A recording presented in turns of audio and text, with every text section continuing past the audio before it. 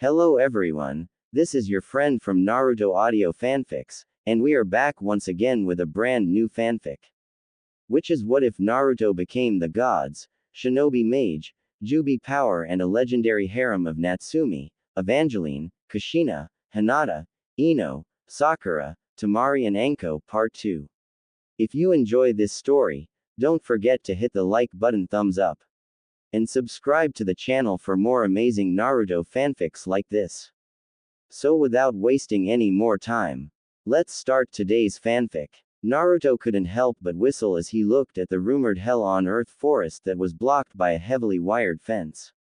He currently had a duffel bag hanging over his shoulder, and also had arm guards, the same ones Kakashi wore when he was younger, and also wore an Anbu-type flak jacket and had 3 supply pouches strapped behind his belt.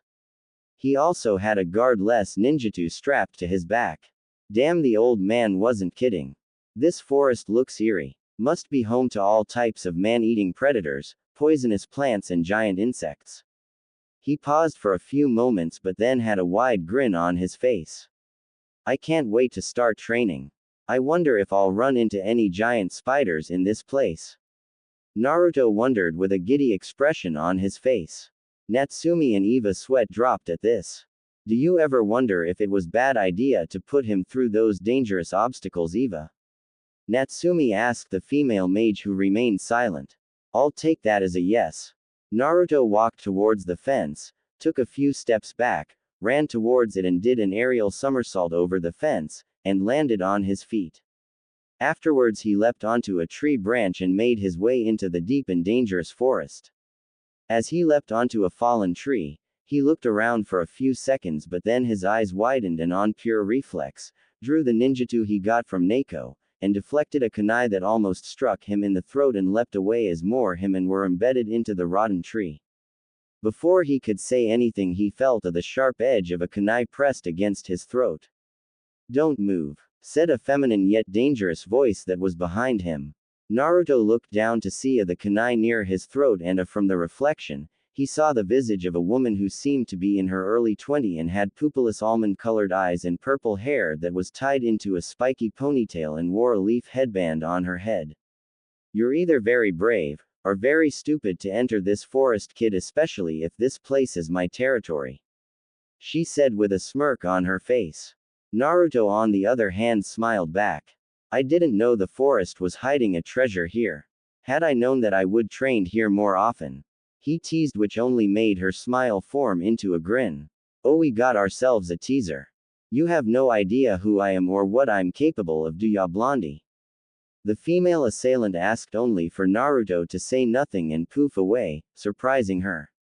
Before she could react, root tendrils shoot out from underneath her feet and restrain her body, but the sharp ends were aimed at her vital areas. She frowned at this and was about to do the hand signs for an escape jutsu. I wouldn't do that if I were you, Naruto said as he landed in front of her. Those wooden tendrils are responsive to your chakra and will run you through if you try to escape, he warned as he approached her and took a good look at her. You have the scent of snakes, blood, and dango on your person, Naruto replied, which caused her to tense up. You wouldn't happen to be Anko Mitarashi by any chance? Anko frowned at the question but nodded. Naruto grinned for a moment and with a gesture of his hand the tendrils shrunk back into the ground. Great. You're just the person I was looking for. Anko blinked in confusion and said the only thing that came to her mind. Oh, sorry, I haven't introduced myself. I'm Naruto Uzumaki, vessel of a certain fox, current rookie of the year and Tokubetsu genin at your service, he introduced. Anko's eyes widened when she heard his name. You're Naruto Uzumaki, the only one aside from a certain female Uchiha to ever gain a perfect score in the exams as well as kick the of a traitor who was Chunin ranked with 1 attack, she asked and got a nod from the blonde. I see. Well, introductory aside, what are you doing here? This is a highly restricted area that only I am allowed to enter, Anko stated and placed her hands on her hips. Yes, that is right, but now I am legally allowed to enter and train here thanks to the sandame to my heart's content, away from prying eyes and the idiots who can't tell the difference between the sword and the sheath. He answered seriously, and Anko couldn't help but sigh and nod in understanding. Yeah, no dumbasses here to deal with, but why here of all places? Don't you know how dangerous it is? Even Anbu think twice before training in this forest. She asked Naruto, who scoffs. So, I've got a biju sealed in my gut who can level mountain ranges and create tsunamis with one swing of her tail. I'm pretty sure there's nothing in this forest that's scarier than her, and yes, Kyuubi is female.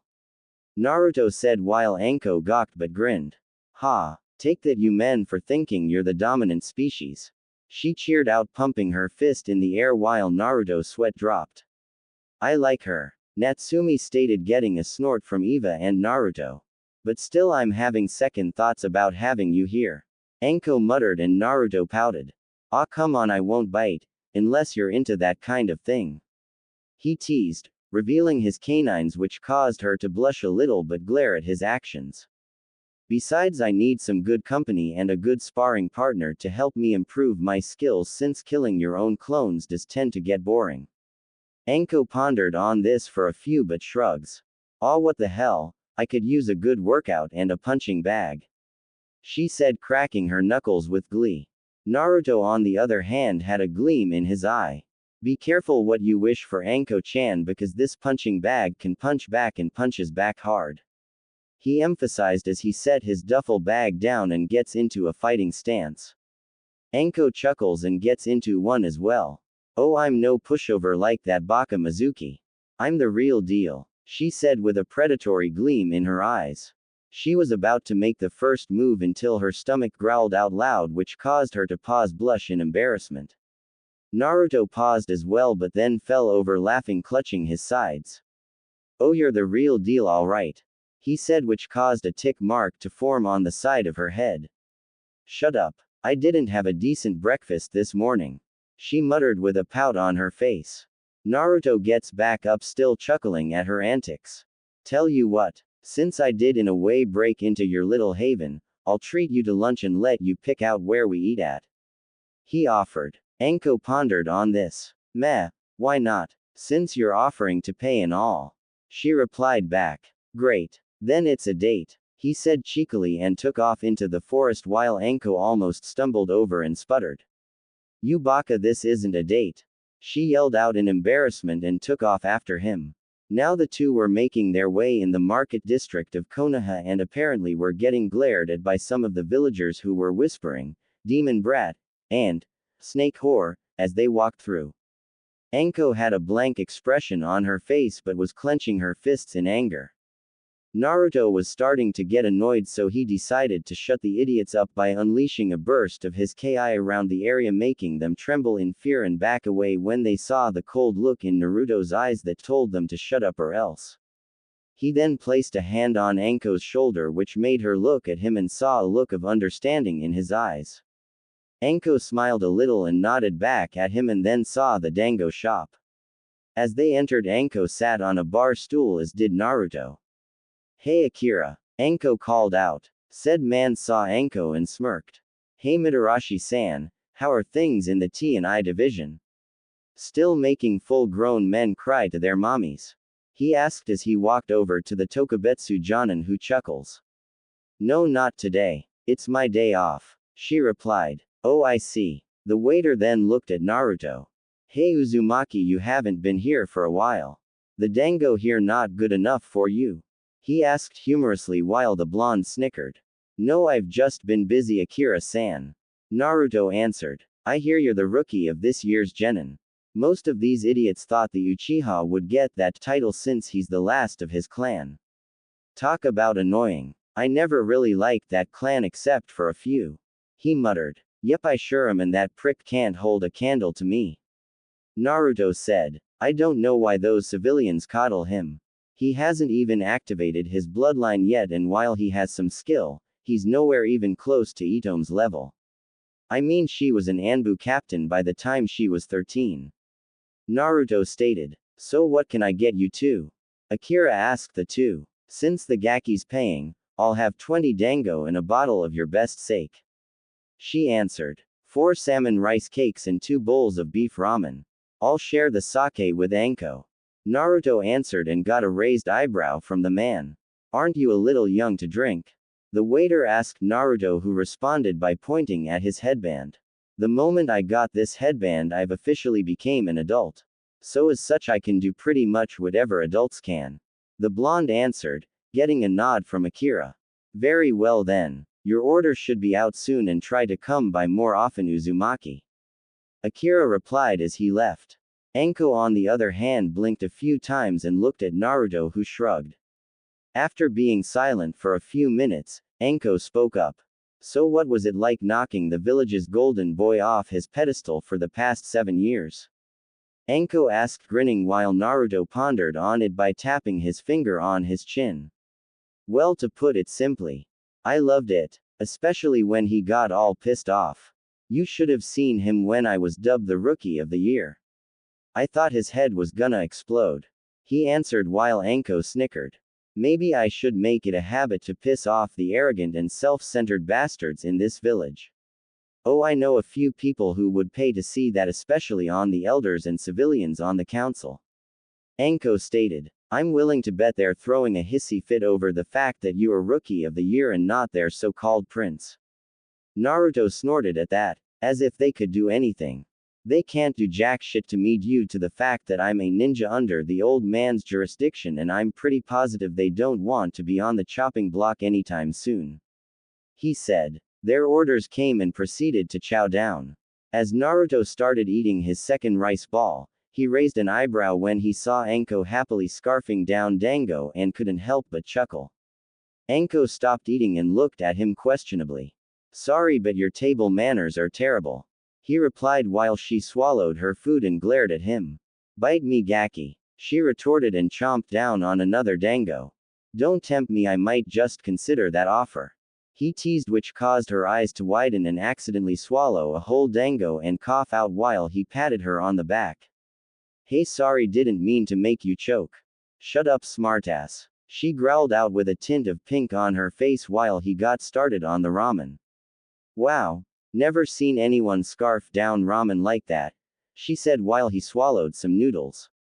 What can I say? I train a lot and burn off a lot of calories. Why do you think I look so fit? He asked, then rolled up his sleeve to flex his biceps. Anko on the other hand whistled and gave it a squeeze.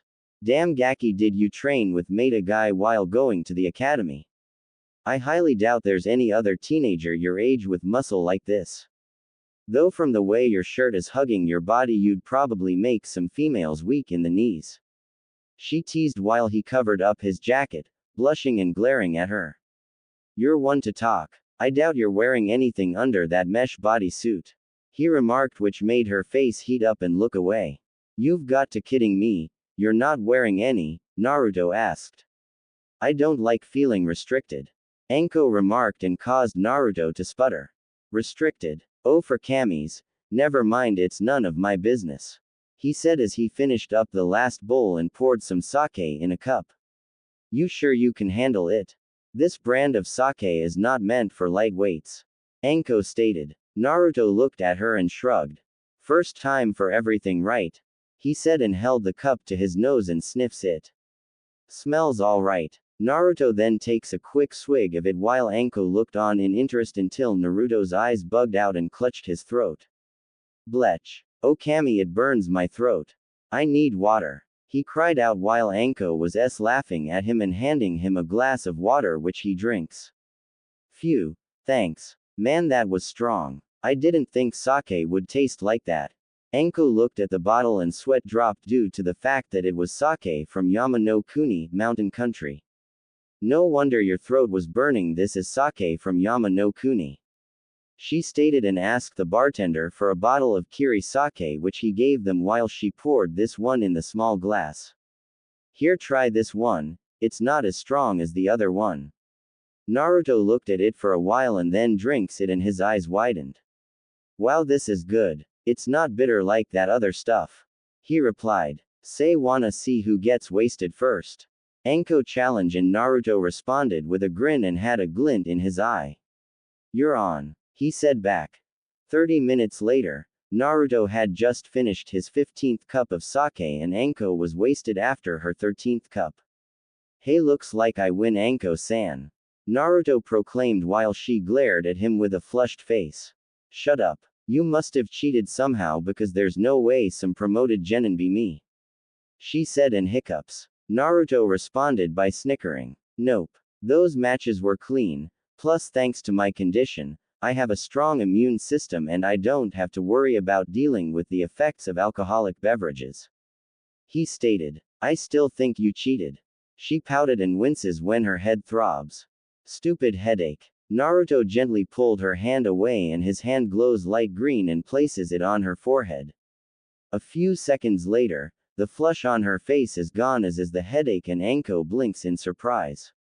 Wow, I'm all better. Thanks. She said thankfully. No problem. It would seem I got my first drinking buddy, huh? He asked and she nodded with a grin on her face. Looks like it. Now about that spar. Anko began, which made Naruto raise an eyebrow. Still up for it? Meh, why not? I did say I needed a good sparring partner.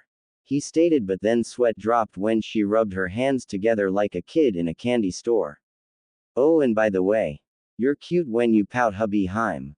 He teased, which made her whole face turn cherry red and steam escape her ears while he left the money for the bill and a tip and shunpos to training ground 44.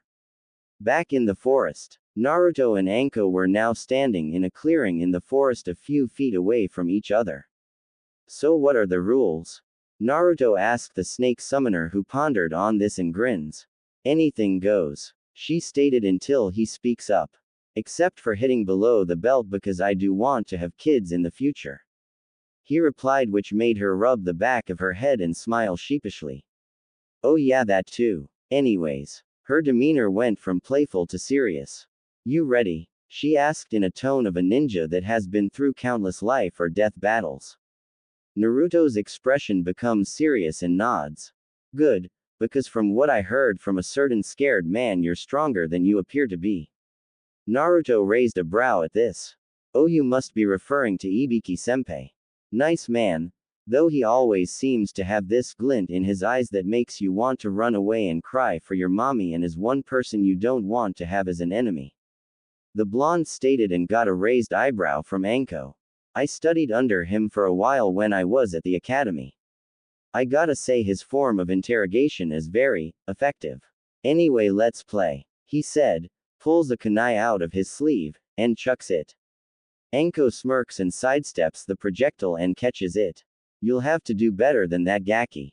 She taunted until Naruto appeared in front of with his ninjutsu drawn back and thrusts it at her side, but thanks to her experience and reflexes, she twists her body and leaps away, unaware of the fact that Naruto was doing a series of one-handed seals until he inhales air into his lungs. Kaden. Kane Haoshaki, fire release, flamethrower. Naruto exhaled and unleashed a stream of white-hot fire that heads towards a surprised Anko. Oh shit, she muttered and is engulfed by the flames. When the attack died down, Naruto saw a charred log and smirks. Narikawari no jutsu, substitute technique, huh? Now where did you hide? He said and looked around for a while, but then smirks while his index finger glows yellow. He places his finger onto the ground and a pulse of yellow energy ripples through the ground and travels throughout the area. Naruto had his eyes closed and focused until they snap open and he smirks. Found you, he said and shunpos into the forest. Anko was crouching down on a tree branch, letting out a sigh of relief and wiping off her forehead. Man, that was close. Any later and I would have been French fried, she said while trying to sense him. That's odd. I can't get a reading on his location, she said with a frown on her face. Her eyes widened and she hopped off the tree while a volley of shuriken hit the location she was currently at and she landed on the ground. How did he? She stopped her question and flung her hand out, causing multiple snakes to shoot out of her sleeves, only for them to be shredded by a gust of wind blades. She manages to leap out of the way while the wind blades shredded the tree apart, but the end of her jacket and her leg were nicked. Damn, talk about a close shave, she said to herself. That was when Naruto appeared before her. Having fun yet? Naruto asked while she snorted, pulling out 2 kunai. Don't get brat. I haven't begun to fight, she proclaimed. You should take your own advice. He replied back and clapped his hands together, which sent out a surge of electric energy around his arms. He pulls out a kunai that glows and morphs into a wicked-looking spear. Anko's eyes bugged out and gawked when she saw the kunai was morphed into a spear.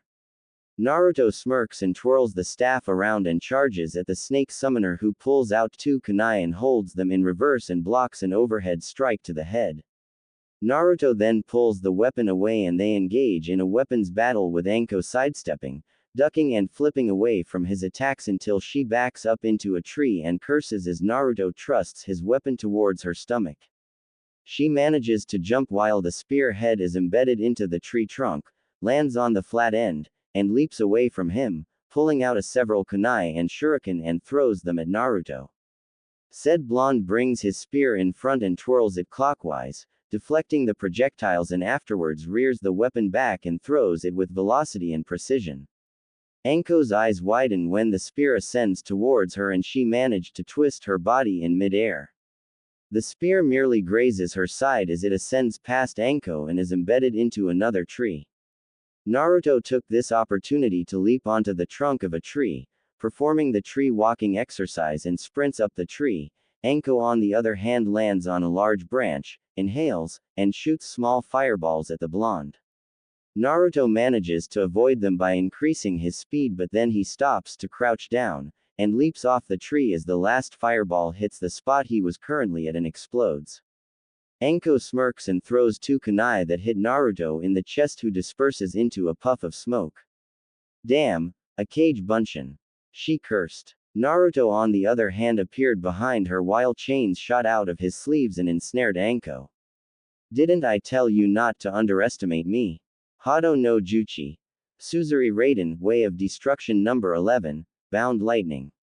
Naruto generates a yellow electric current that travels through the chains and electrocutes Anko, who cried out as she was shocked by the volts until they died off and she staggered a little while smoke rose from her body, which had scorch marks in some areas. Shocking, huh? Even though the technique won't kill you, it packs one hell of a wallop. Especially when your teacher uses you as a guinea pig for her techniques. He said and thought while Natsumi snickered at this. Eva on the other hand was blushing sheepishly. I said I sorry you big baby. She muttered. Natsumi on the other hand was giggling like a school girl. Sorry doesn't cut the fact that you French fried me. He replied dryly in his mindscape. No kidding. Anko stated as she dissolved into mud, and Naruto retracted the chains and smiled. You're a slippery one, alright. That's twice you avoided my attacks. He stated while she popped out of the ground. So do you want to continue? Anko pondered on this and shook her head. Nope, I'm convinced that you're the real deal. You're taking your career seriously, and had I been an enemy I'm pretty positive you wouldn't have been playing around. She answered while he smirked. Got that right. Unlike the Uchiha, I can back up my claims when it comes to a real fight. He replied and got a nod from her. Now all I need now is a higher ranked ninja who has more experience in the field to help me. I wonder where we could find one. He pondered while tapping onto his chin. Anko on the other hand was grinning ear to ear and waving her hand enthusiastically. Oh, I know, me, pick me, she asked, pointing to herself while Naruto still pondered on this and then turned his gaze to Anko's, who was cupping her hands together and doing the puppy eyes jutsu with her lower lip sticking out and quivering. Naruto blinked for a couple of seconds and then points to her and nods her head rapidly. Let me think about it. He paused and stared at the sky for a few seconds and smirks. Okay. You're hired, he said, grinning. So I expect you not to pull your punches. You got it, Gaki, since I'm not the Taiyo to pull my punches. She stated. Glad to hear that. He then looked at his watch. Oh yeah, I'll be starting doing C-ranked missions tomorrow, and I need to be paired up with either a Chunin or Jonin so that I can be evaluated to take on more of the higher ranked missions. Care to be my partner? Naruto asked Anko, who nodded with a smile on her face. Awesome, I'll be sure to inform Saru Oji, and until then, see ya. He waved and shunpos away. Night. Naruto was currently living in his father's estate and had spent the day altering the seals to the ones Eva taught him, as well as the barriers that would keep intruders out. After eating dinner, taking a shower, and getting dressed in his bed clothes, he went into the master bedroom that he had and collapsed onto the bed and lets out a tiring sigh. Mindscape. Naruto found himself in the throne room and Evangeline and Natsumi grinning at him. Said blonde raised an eyebrow wondering what they were so giddy about. Okay, what are you guys so happy about? Naruto asked. Oh, we're about to get a visit from an old friend. Natsumi stated, and that was when a swirl of black light appeared, and when it died down the form of a woman appeared. She appeared to be 5 feet 7 and had waist-length smooth jet black hair with 2 bangs in the front. She was wearing a black kimono with a white obi tied around it. She had fair skin that was an ivory complexion, and on her fingernails and toenails she wore black nail polish. She had a heart-shaped face along, and she had ruby red eyes and wore black eye shadow, like Kurenai does, and black lipstick with an hourglass body. Strapped to her back was a scythe that had a black curved blade that had a sharp silver edge. She landed softly on the ground in front of Natsumi and Evangeline and saw a stumped Naruto. Hello Evangeline, Natsumi. It's been a while, the newcomer said in a melodic voice that radiated with power. Likewise. It's an honor to see you again, Kiyomi, or should I call you Shinigami? Natsumi asked the goddess of death. Naruto's eyes bugged out when Natsumi called her the Shinigami and sputtered. Shish, she's the Shinigami. Naruto stammered out, which caused Kiyomi to turn her gaze at Naruto and blinks before appearing in front of him. She appeared to be gazing in his eyes while said blonde stood completely still and a blush crept up onto his face. After studying his eyes for a few minutes, Kiyomi smiled. It's been a while since I encountered a mortal whose soul is as pure and strong like yours. My sister was correct when she chose you to be our champion. She said while Naruto snapped out of his stupor and rubbed the back of his head. I can't believe I'm actually meeting the goddess death in person, even though I'm not dead yet. He suddenly paled and took a step back. Wait, you're not here to claim my soul, are you? Naruto fearfully asked, which made Kiyomi blink a few times before lightly laughing. Claim your soul? What made you think that? She asked, but then paused and looked back at nervous Natsumi and Eva and back at Naruto. They didn't tell you, did they? She asked in an annoyed tone, and now it was Naruto's turn to be confused. Tell me what? He asked and set his gaze on the two. We didn't really get the chance to tell him yet, Kiyomi-sama. Eva answered while the goddess of death rolled her eyes in annoyance. Figures, I asked you to do one simple thing and you screw it up. She muttered and then turned her attention towards Naruto.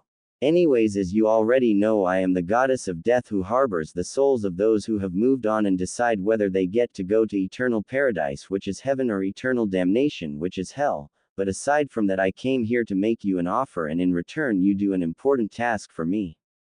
Naruto raised a brow and blinked a few times. I see, so what is this task you wish for me to perform, Kiyomi-sama? Naruto asked the goddess. No need to use formalities. I'd preferred if you used Chan in my name. She said cheekily, which made him blush a little. All kidding aside, I need to explain to you the task I need completed. You see, Naruto, during the last century there are a few people who have defied the cycle of life and have found some way to gain a form of pseudo-immortality or prolong their life by taking the lives of others. Naruto's eyes widened at this while she continued. As a higher deity I cannot interfere with mortal affairs, and neither can my kin. That is why we choose champions or avatars to perform and stop the unnatural causes before they get out of hand. Now these people have defied death for too long and I want their souls. 2 are from Konoha, 1 is a worshipper of a devil known as Jashin, 1 is from Sunagakure, and the last one reigns from Takigakure and has been around since the Shidaime's era.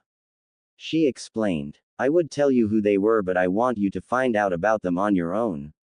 That's understandable, so what about this offer? He asked, and Kiyomi smiled.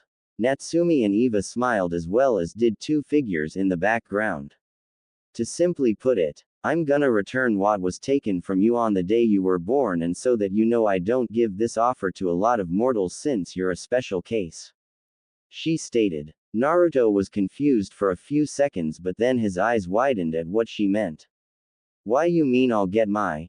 he started to say until he felt a strong hand on his shoulder and turned his head to see a man who looked identical to him, only he was taller and was wearing a Konoha Jonin outfit with a white short-sleeved coat that had red flames licking the bottom and the kanji Yondaime Hokage and Kiroi Senku on the back in red as well. Dad, was all Naruto asked and got a grin from the man. Hey son, how's it going? He asked. Hey, don't forget about me now, said a feminine voice, and walking around from behind Naruto was a smiling redhead who had violet-gray eyes and was wearing a red and black jacket with matching pants that hugged her body and a pair of black shinobi sandals. Mom? Naruto asked again, and I smiled. Well, are you just gonna stand there gawking, or are you gonna give us a hug, kiddo? Kushina asked, and the next thing she knew, she found herself being hugged by the person she brought into the world. She looked down in surprise and saw Naruto's body trembling and seeing him sobbing into her shoulder. Kushina smiled and returned the hug while gently stroking his hair. I know, son, I know, she whispered into his ears while Minato wrapped his arms around them both and joined into the hug. Natsumi, Evangeline, and Kiyomi watched the scene with smiles on their faces. After the little reunion, Kushina got a good look at her son and grinned. I must say, son, you've definitely taken after your father in the looks department, she said cheekily, which caused Naruto to blush in embarrassment and rubs the back of his head while Minato chuckles but then speaks up. So Naruto, how was your life in the village since we were gone?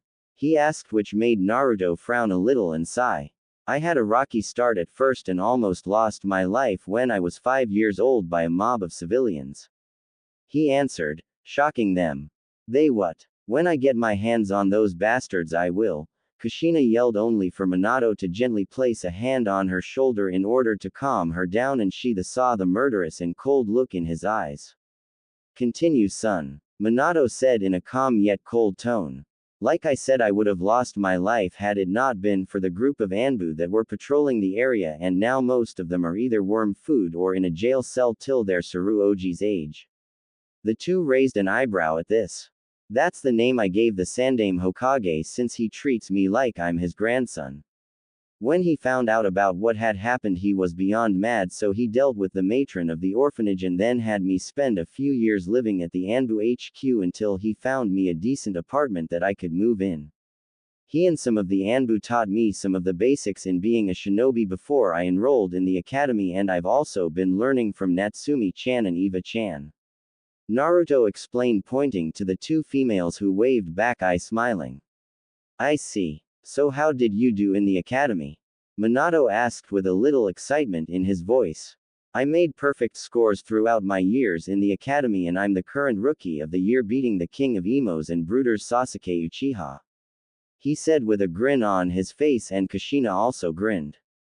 Ha! Take that, Fugaku Tem, my son is better than yours, Databane, Kushina cried out, pumping her fist into the air, which made Minato, Natsumi, Kiyomi, and Naruto sweat drop. Kiyomi then coughed in order to get their attention. As interesting as this is, we need to get down to business, she stated, getting their attention. The reason I brought you two here back from the afterlife is because sometime in the future the world will be facing dark times. When this will happen I do not know, but you all should know the one person who influenced Natsumi's will and forced her to attack Konoha is also the one who will cause this event to happen. Minato's eyes widened, as did Kushina's and Natsumi's, and the nine-tailed demon queen snarled and flexed her claws. Madara, Madara, she, Minato, and Kushina said with anger in their voice. Naruto's eyes widened when he heard the name, since he read about the man in the history books. Wait, are we talking about the same man who was one of the founders of Konoha? How is he still alive? Naruto asked his parents. Madara possesses the final form of the Sharingan called the Eternal Mangekyo Sharingan that was capable of controlling demons of the higher class, just like Hashirama's Mokuden Jutsu was able to.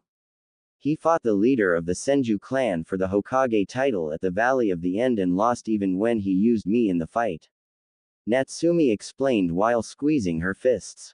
Madara lost and was weakened extremely by the man while I was freed from his influence and sent back to my realm. A decade later, I came to the human plane to travel for a while until I was attacked by the same man and he attempted to use his eyes to influence me once again, but since he was still weak from the fight a century ago, his eyes weren't as strong as they used to be back then and I ended up going berserk and attacking the closest thing in my line of sight, your village. It wasn't until I was sealed away by your father that I managed to come to my senses. She finished. But what about you and Mom, Dad? How did you both die? He asked his parents and Minato frowned. On the day you were born, we were attacked by a masked man with the Sharingan who killed your mother with a kunai to the heart and attempted to kidnap you, but I managed to stop him. He led me out of the village and we engaged in combat only for it to be a ruse while a berserk Natsumi attacked the village. I didn't know if he was Madara or just another Uchiha who has taken on his name, but the way he fought I couldn't get a decent hit on him until I was forced to use the second level of the Hiraishin no Jutsu, but then he fled using an odd Jikuken ninjutsu, space-time technique. After that, well, you already know what happened afterwards. He said solemnly and felt a hand on his shoulder and saw Naruto smiling. Don't beat yourself up, Dad. I know the last thing you wanted to do is make me into a Jinchuriki, but as a leader your village came first and I know there was no one you could trust to carry a burden that heavy. No offense, Natsumi-chan. Naruto said. None taken, but the next time I see that masked Tem I'm gonna rip his eyes out his head and make him suffer a slow and agonizing death before being sent to the 9th level of hell. She said with a dark smile on her face. Kushina noticed Evangeline and walked towards the mistress of magic. So you must be Evangeline. Thanks for looking after and training my son. The redhead said gratefully while Eva smiled. Oh, it was nothing. Your son is an excellent learner and is extremely skilled. He managed to get the things I learned down faster than I did before I started the Wipe Out the World issue. She said jokingly while Kiyomi huffed in annoyance. You're lucky my Aneki, older sister, is so forgiving. It took me 500 years to get all those souls filed up and sent to their destinations. She muttered. Anyways, Naruto, you have your task at hand, so I'll be off and good luck. She said and left in a swirl of black light. The group stayed in their spots for a few minutes and Naruto spoke up. Damn, I forgot about the body issue since you're both souls and I highly doubt you two want to wander around outside in ethereal form. He said. Eva pondered on this and looks at Naruto. Have their bodies been preserved? If they have, then we could transfer their souls into them and all we'd have to do to reconstruct their chakra reserves, coils, body functions, blood, and affinities they are aligned with. She explained and Naruto's shoulders slumped. Aw man, that's gonna take forever and I'm not that high leveled in the necromancy or forbidden arts. Plus I'm still working on trying to make you a Natsumi physical body and there's no way I'm using a sacrificial jutsu or ritual spell that exchanges one life for another. He said. Oh, I know that, Naruto, I'd never have you sacrifice a living being for another. I'm not that vile. She said grinning and then got serious. Minato and Kushina on the other hand were confused and looked at Natsumi for an answer. Hokage Tower. Hiruzen Sarutobi was in his office sighing contentedly as he exhaled the smoke from his pipe due to the fact that his desk was clear of any sign of paperwork and also handed out the mission to the squads who graduated.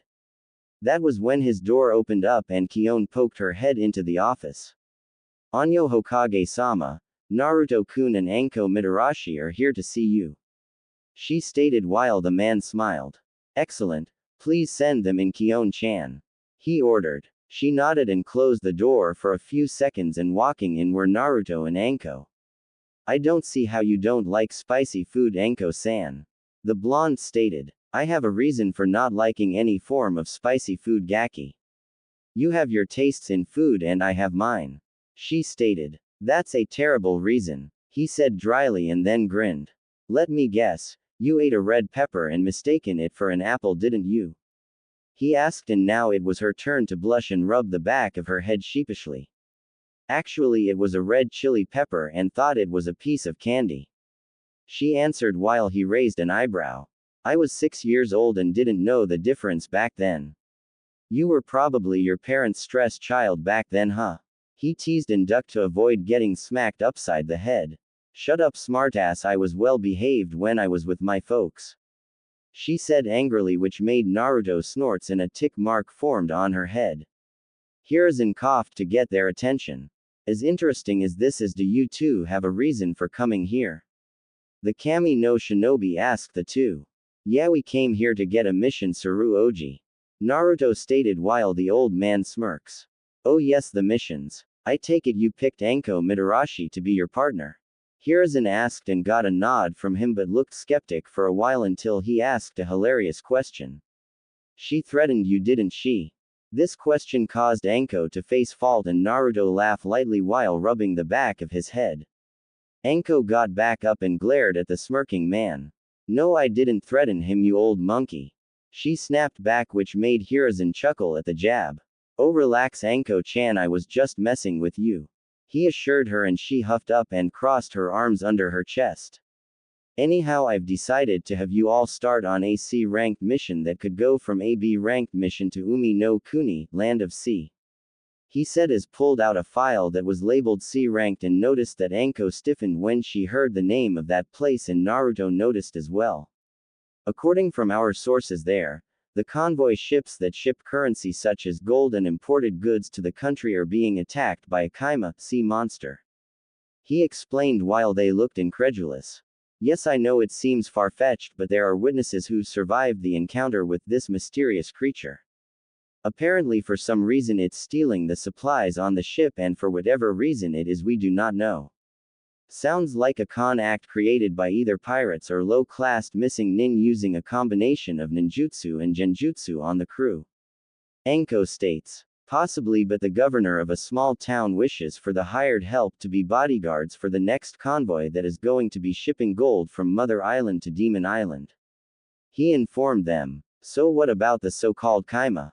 Naruto asked Hiruzen, who pondered on the rumored sea monster. If you can deal with whomever the so-called creature of the sea is and anyone affiliated with it. Also, I'll have some chunin accompanying you both should the mission get out of hand. He said, getting raised eyebrows from the two. They opened up, and walking into the room was Izumo Kamizuki and Katetsu Hagane, the self-proclaimed immortal chunin of Konohagakure no Sato. Izumo has brown hair and dark eyes. His hair is combed down and always covers his right eye. His forehead protector is worn like a bandana. He wears the standard outfit of a Konoha shinobi, with the outfit under his flak jacket stopping at his chin. Katetsu wears a bandage over his nose and has black shaggy hair, a goatee, and wears the standard uniform of a Konoha chunin. And here they are. Naruto and Anko turned around to see the chunin duo, and they both grinned. Well, well, well, if it isn't my old punching bags. Anko said cheekily while cracking her knuckles. The two paled and took a step back and looked nervous. You know, I haven't fully paid you two back for trying to ransack my apartment for my underwear. She said, which made them sweat bullets. That was an accident, Anko, we swear. Those jerks Aoba and Genma betted us to do it. Izumo stated. You guys raided the apartment of a master of interrogation and torture who also happens to have a blood and dango fetish and loves to make full-grown men cry for their mommies. Naruto asked in astonishment while they slowly nodded their heads. I don't know if I should be impressed or worried that she might, accidentally, kill you two on the mission. Naruto stated, and they paled even more as Anko's grin grew. Anko, I forbid you to kill your allies. Hiruzen stated, and Anko pouted. Ah, come on, old man. Can I at least maim them? She asked while they looked at their leader with a pleading expression. No, he said dryly, and she stomped her foot in annoyance. Now then, head to dock northeast in Fire Country, where there will be a ship waiting for you that'll take you to the main island. Good luck and don't do anything reckless. He instructed, getting a nod from them. Land of Sea territory. On a cargo boat, the sound of someone losing their lunch over the side of the boat was heard. That person happened to be Katetsu. Anko was leaning against the side chuckling as she saw the chunin suffering from seasickness.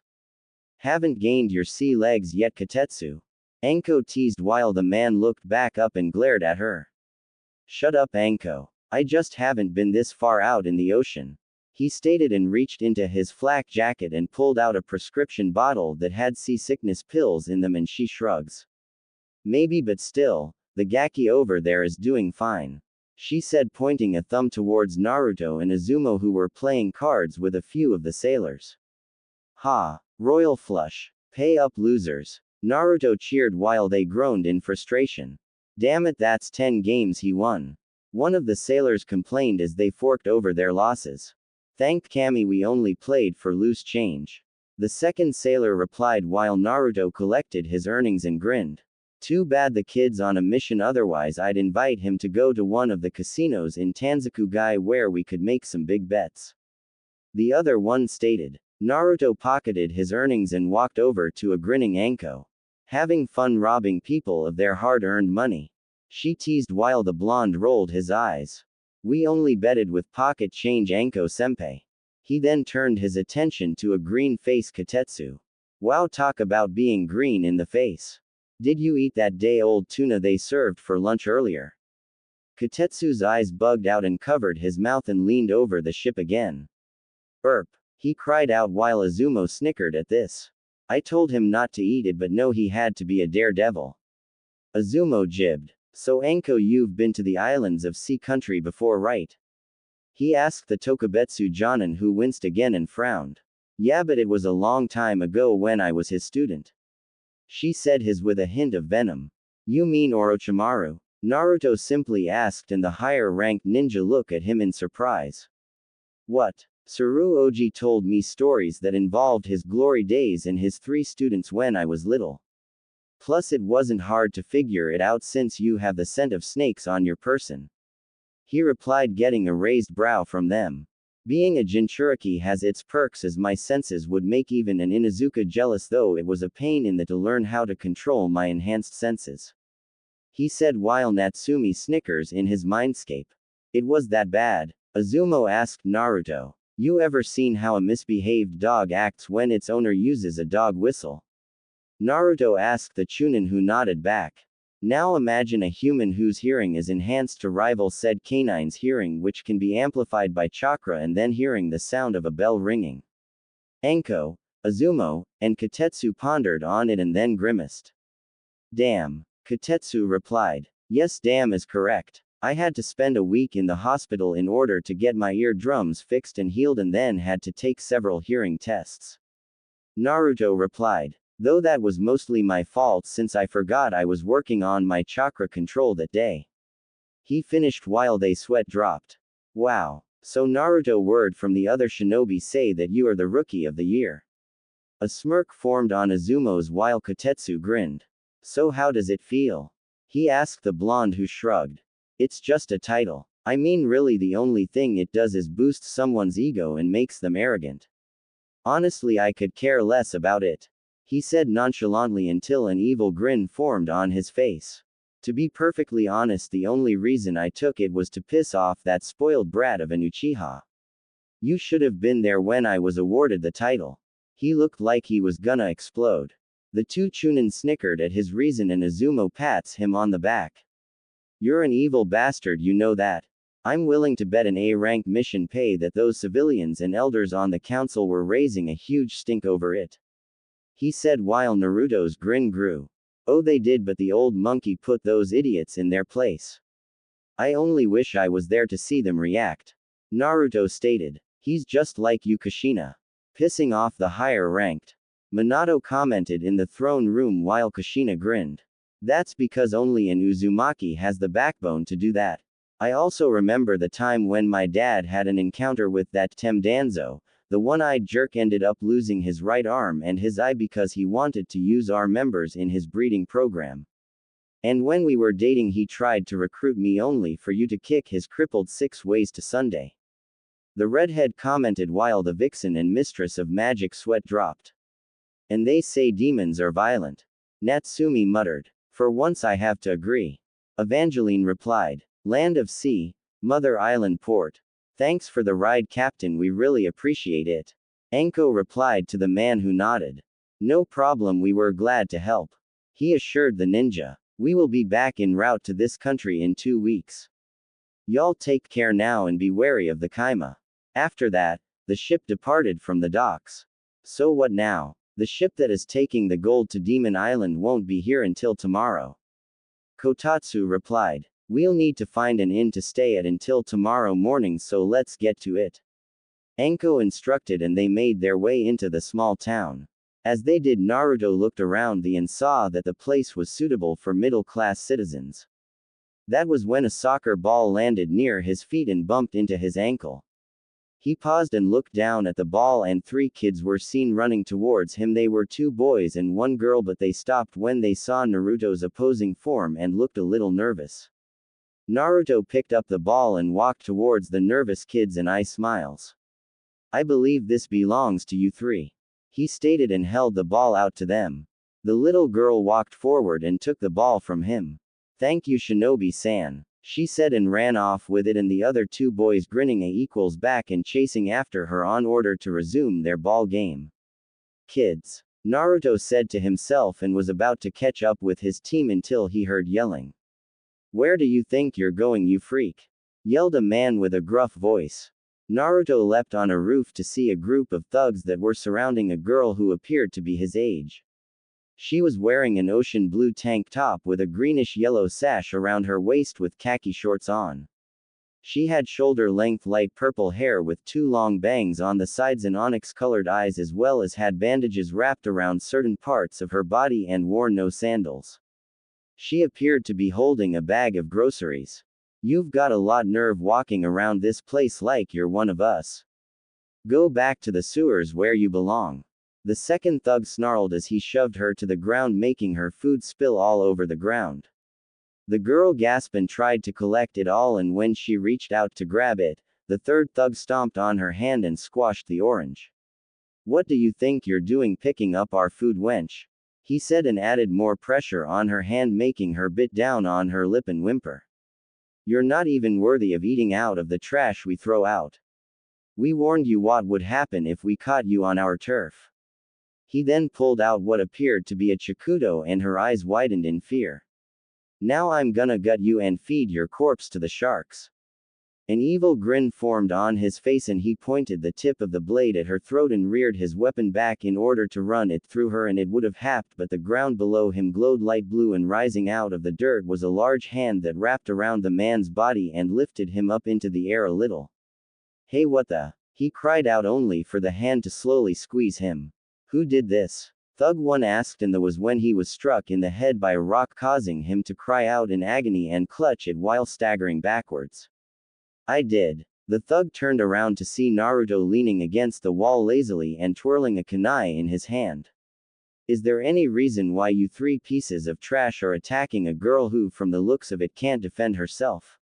he asked in a bored tone as he got of the wall, and then his glowed for a few seconds. The kunai transformed into a trident-like weapon which made the man pale. "So are you gonna answer me, or do I turn you into a human kebab?" he asked in a bored tone while twirling the weapon around for a while. The thug grabbed his buddy and ran off, leaving the third behind. Hey, don't leave me here with these freaks," he screamed, only to be lowered to Naruto's level. "Sticks and stones, weakling, sticks and stones," he said jovially, and then a grin forms on his face. "And speaking of breaking bones," the hand made of earth slowly crushed the man's bones, and he cried out in agony, begging him to stop. Naruto did, but knocked him out with a light punch to the head. Afterwards, the girl attempted to collect her food with her broken hand and then saw a loaf of bread in front of her. "Need a hand because you're not gonna get anywhere with a broken one," Naruto stated, and placed a hand over hers, and it glowed green. The girl was a little on edge but relaxed when she felt her hand was all better. Next, he helped her gather up the rest of her food and handed the bag back to her. "There you go, miss. You might want to be a little more careful next time," he warned while she shyly nodded. "Thank you," was all she said, and then ran off. "Oi, Gaki," Anko called out, and Naruto looked up and saw the annoyed Tokubetsu Jonin staring down at him. "Quit playing damsel in distress and come on. We found an inn to check into." Naruto raised both brows and smiled a little. "What? I was just doing my civic duty, senpai," Naruto replied, causing her brow to twitch at the honorific. "Don't call me that. You make me sound old," she growled out, and he appeared on the roof next to her. Well, I can't call you San or Sama, and if I call you Chan, you'll sick your snakes on me. He said cheekily. So are the two chuckleheads already at the inn? Naruto asked his leader, who nodded. Yep. They already have their rooms and you and I are sharing one. She stated, causing his head to turn at her so fast you'd think it would pop off. Huh, was the intelligent question he asked, getting a mischievous smirk from her. I said we were sharing a room. Why, you're not embarrassed to share one with little ol' me now, or ya? Anko asked while batting her eyelashes. Naruto's brow twitched at the flirting game she was playing, but he smiled back. Me embarrassed? Ha, you'd have to get up early in the morning to make someone like me embarrassed. Besides, I always wondered if you slept in your bodysuit or birthday suit. He teased, making her stumble over a little and glare at the grinning blonde. Though knowing a little minx like you probably sleep in the all-natural. Said blonde was given a brain duster to the skull courtesy of a blushing Anko Mitarashi. Shut up, she yelled while the Naruto she struck dispelled and she saw the real him standing on a lamp pole waving at her. How in the hell did he move so fast? Tell me, son, do you have a thing for dangerous women? Minato asked his son. Whole mentally shrugs. Possibly. I probably inherited it from you since we also seem to have an interest in violent redheads. Naruto answered, which made the man rub the back of his head, only for Kushina and Natsumi to have tick marks on their heads. Naruto was laying back on a bed with his hands resting behind his head, and his jacket, gear, and sandals laying beside the bed while he had a book on advanced fuinjutsu covering his face. Anko was walking out of the bathroom drying her hair off with a towel and raised an eyebrow. Hey Gaki, are you even reading that book? Anko asked the blonde. Yep. This is how I usually read when I'm relaxing. He answered. You must really like fuinjutsu if you're reading about advanced seals. She stated while he made a gesture with his hand. Runs in the family since they were respected and feared for their skills in the art. Naruto replied. Oh. You know about your family. I thought you were an orphan. She stated. Anko, I didn't just poof into existence. I did have parents, they just died on the day I was born. Besides, the old monkey was a good friend of the family, and no, I can't tell you who they are since it's a SS class secret, and the fact that they made a lot of enemies in the last war. He explained. He then sat up and removed the book from his head. He looked at Anko and saw that she was wearing a long-sleeved black shirt that stopped above her knees and she wore her hair down. The shirt, on the other hand, seemed to hug her figure.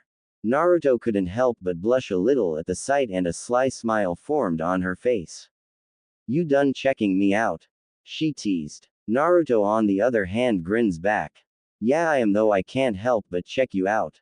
I mean, look at you. Any male with a brain can see how drop-dead gorgeous you are. He said cheekily, which made the tint of pink on her face grow a little.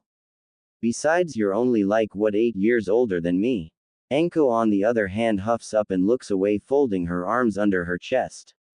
And that pout just makes you look cuter. He commented and then caught her sandal in his hand. Jerk. I'm going to bed, she said, and lays back on the bed and curls up, turning her back to him. Night. Naruto was sound asleep in his bed, but then his ears twitched when he heard whimpering.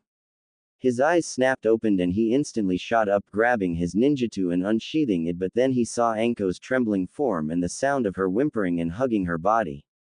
No, please stop the pain, it hurts. Naruto placed his weapon down and slowly approached her, but then stopped in his tracks when he felt a vile chakra pulse from her body. What's this vile chakra I'm sensing? It's more malicious than Natsumi's. He thought, and then saw a glowing mark spreading outwards while tears fell from her eyes. Please, sensei. Make it stop. I can't take it, she begged. Naruto narrowed his eyes dangerously as he knew she was talking about Orochimaru. He pulled out a piece of paper that had a variety seals on it that had the kanji suppress on it. He pulled the collar of her shirt down slightly and saw the mark on her body pulsing like crazy. He instantly places the seal on the curse mark and the marking started to recede until it was completely suppressed. Anko managed to calm down and lets out a sigh of relief. Naruto pulls the seal off and places it back in his pocket. Anko, Naruto said as he gently shook her in order to wake her up. Said Tokubetsu Jonin slowly opened her eyes and saw a concerned Naruto. Naruto, what are you doing in my bed? You get lonely? She asked with a tired smile on her face. You were having a nightmare. He stated. And that mark near your neck was acting up, so I had use a suppression seal. Her eyes widened and she looked away in shame. Hey, there's no need to be ashamed, you've done nothing wrong. Try telling that to those idiots in the village. She said glumly while he frowned. Who gives a damn about those short-minded fools think? Tsuruoji trusted you with me as well as Izumo and Katetsu, and you know what kind of crap I've had to deal with.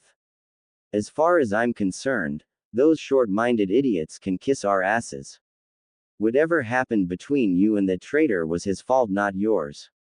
Don't take the blame for what that bastard has done to the village. He said while placing his hand on her shoulder. You make it sound so easy. She said quietly. Because it is. They can only insult you verbally and can't do anything to you physically because 1. You're a kunoichi with years of training and experience and can kill them without even trying, and 2. I've got your back and I don't think they want to deal with a pissed off vessel of the strongest biju to ever live. He stated with a confident smirk on his face. Plus I can consider you my friend in a sense because we hit it off pretty well. Anko turned her head and had a shocked expression on her face. You really mean that? Anko asked Naruto, who nodded and small smile formed on her face. Thanks. No problem. So are you gonna be fine now? He asked Anko, who nodded. Yeah, I'll be fine, but first I want a goodnight hug. She said, sat up pouting while holding her arms out, causing him to roll his eyes but smile. Fine, you big baby. He said and gave her a hug, which she returned and paused for a moment. Damn, you got some muscles on you. Anko commented while he released her. You are so hopeless, I swear. He said jokingly while she smiled back. Hey, I may be a bloodthirsty sadist, but I'm a woman as well. I can't help it, you're well-toned than most of the men I've met. She replied back. What can I say? I like to keep myself in shape. Well, good night, Anko-chan. Yeah, same here, Foxy-kun. She replied and went back to sleep while Naruto went back to his bed and fell asleep as well. The squad of 4 was currently on the boat that was escorting the cargo of gold to the next island. Izumo and Katetsu were covering the rear of the ship while Anko and Naruto were covering the front. Naruto was watching Anko, who seems to have a difficult time focusing. Hey Anko, you alright? Naruto asked the leader, who looked back at him. Peachy. Just reminiscing about my past in this place. She answered and looked back at the vast ocean. I don't know why, but I keep getting these memory flashes from my time here. Naruto raised a brow at this. But it is mostly bits and pieces. This place has answers to what actually happened to me, since after M-sensei's betrayal I couldn't remember anything except that I was found by some Anbu and then talking to the Sandame about it, and even with Inoichi's and Tsunade's help, I couldn't remember what had happened to me during that mission. Bits of memories, huh? They must have been suppressed into the deepest parts of your mind by the hubby, but through that curse seal, they're slowly surfacing. So it's possible that the answers you're looking for is on one of these islands. Naruto stated. Yeah, answers to what really happened to me on that day. Anko replied as she rubbed her neck. Hey Tu-san. Naruto started to speak telepathically to his father. Yeah son, what is it? Minato asked his son, who was pondering on the issue involving Anko's mark. Have you by any chance heard of this curse seal that Anko has? Minato pondered on this for a while but then shook his head. Hate to say it son, but I haven't heard of the Juin mark you're referring to. The ones I read about were made during the Shidaim's era but were locked away due to the drawbacks it causes to the target. It's possible that Orochimaru either found out about a kinjutsu, forbidden technique, in the forbidden scroll, or he created it, and knowing that twisted snake, he probably created it from a source. What it is I don't know. He answered. The only way we can find out more about this seal is if we find some blueprints, so it's possible that Anko has been to one of his hidden bases when she was his student. The blonde shinobi, Mage, nodded in agreement. Yeah, that sounds like the only option.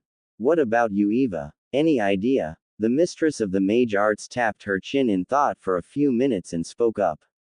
Well, I do have one hunch. Her curse seal, in my opinion, is similar to a mating mark. Naruto raised an eyebrow at her answer but lets her continue. If you remember your lessons in demonology, a mating mark is a form of link a demon places on his or her mates or mates. Once marked, they are bonded to each other and can always find the other no matter how far they are. The mating mark also gives them the same exact lifespan, meaning if one of them dies, the other will live on unless their bond is so great that they would die together. Though the mark she has is very similar, it's a lot different from a demon's mark. Naruto closed his eyes in thought for a while and then opens them back up. I see. Well, the only way I can know about this mark's abilities is to find some more info on it, and I'm willing to bet it's on one of those islands. One of the sailors looked up as they saw something ascend from the sky. Hey, what is that? He asked one of the guards on the ship, who looked up also. I have no idea, it looks like. He squints his eyes for a few seconds but then they widened in horror. Oh crap, it's a giant fireball. The man screamed out. Anko, Azumo, and Naruto looked up to see the large fireball descend from the sky and towards the boat. What in the world? That's not a real fireball, it's, Azumo stated until the fireball engulfed the boat and appeared to self-destruct. As it cleared, sailors were running around trying to get rid of the flames only for them to remain on the ship or on their person. A genjutsu. Naruto finished and did a ram seal, as did Anko and the two Chunin. Kai. The flames faded away and the sailors and guards were confused at what had just happened. Now to find the guy who was the one that casted that illusion. Naruto closed his eyes and focused on finding any foreign energy signatures in the area, and then his eyes snap open and flings a kunai at one of the sailors who managed to dodge it. What the hell are you doing? The man shouted at the blonde.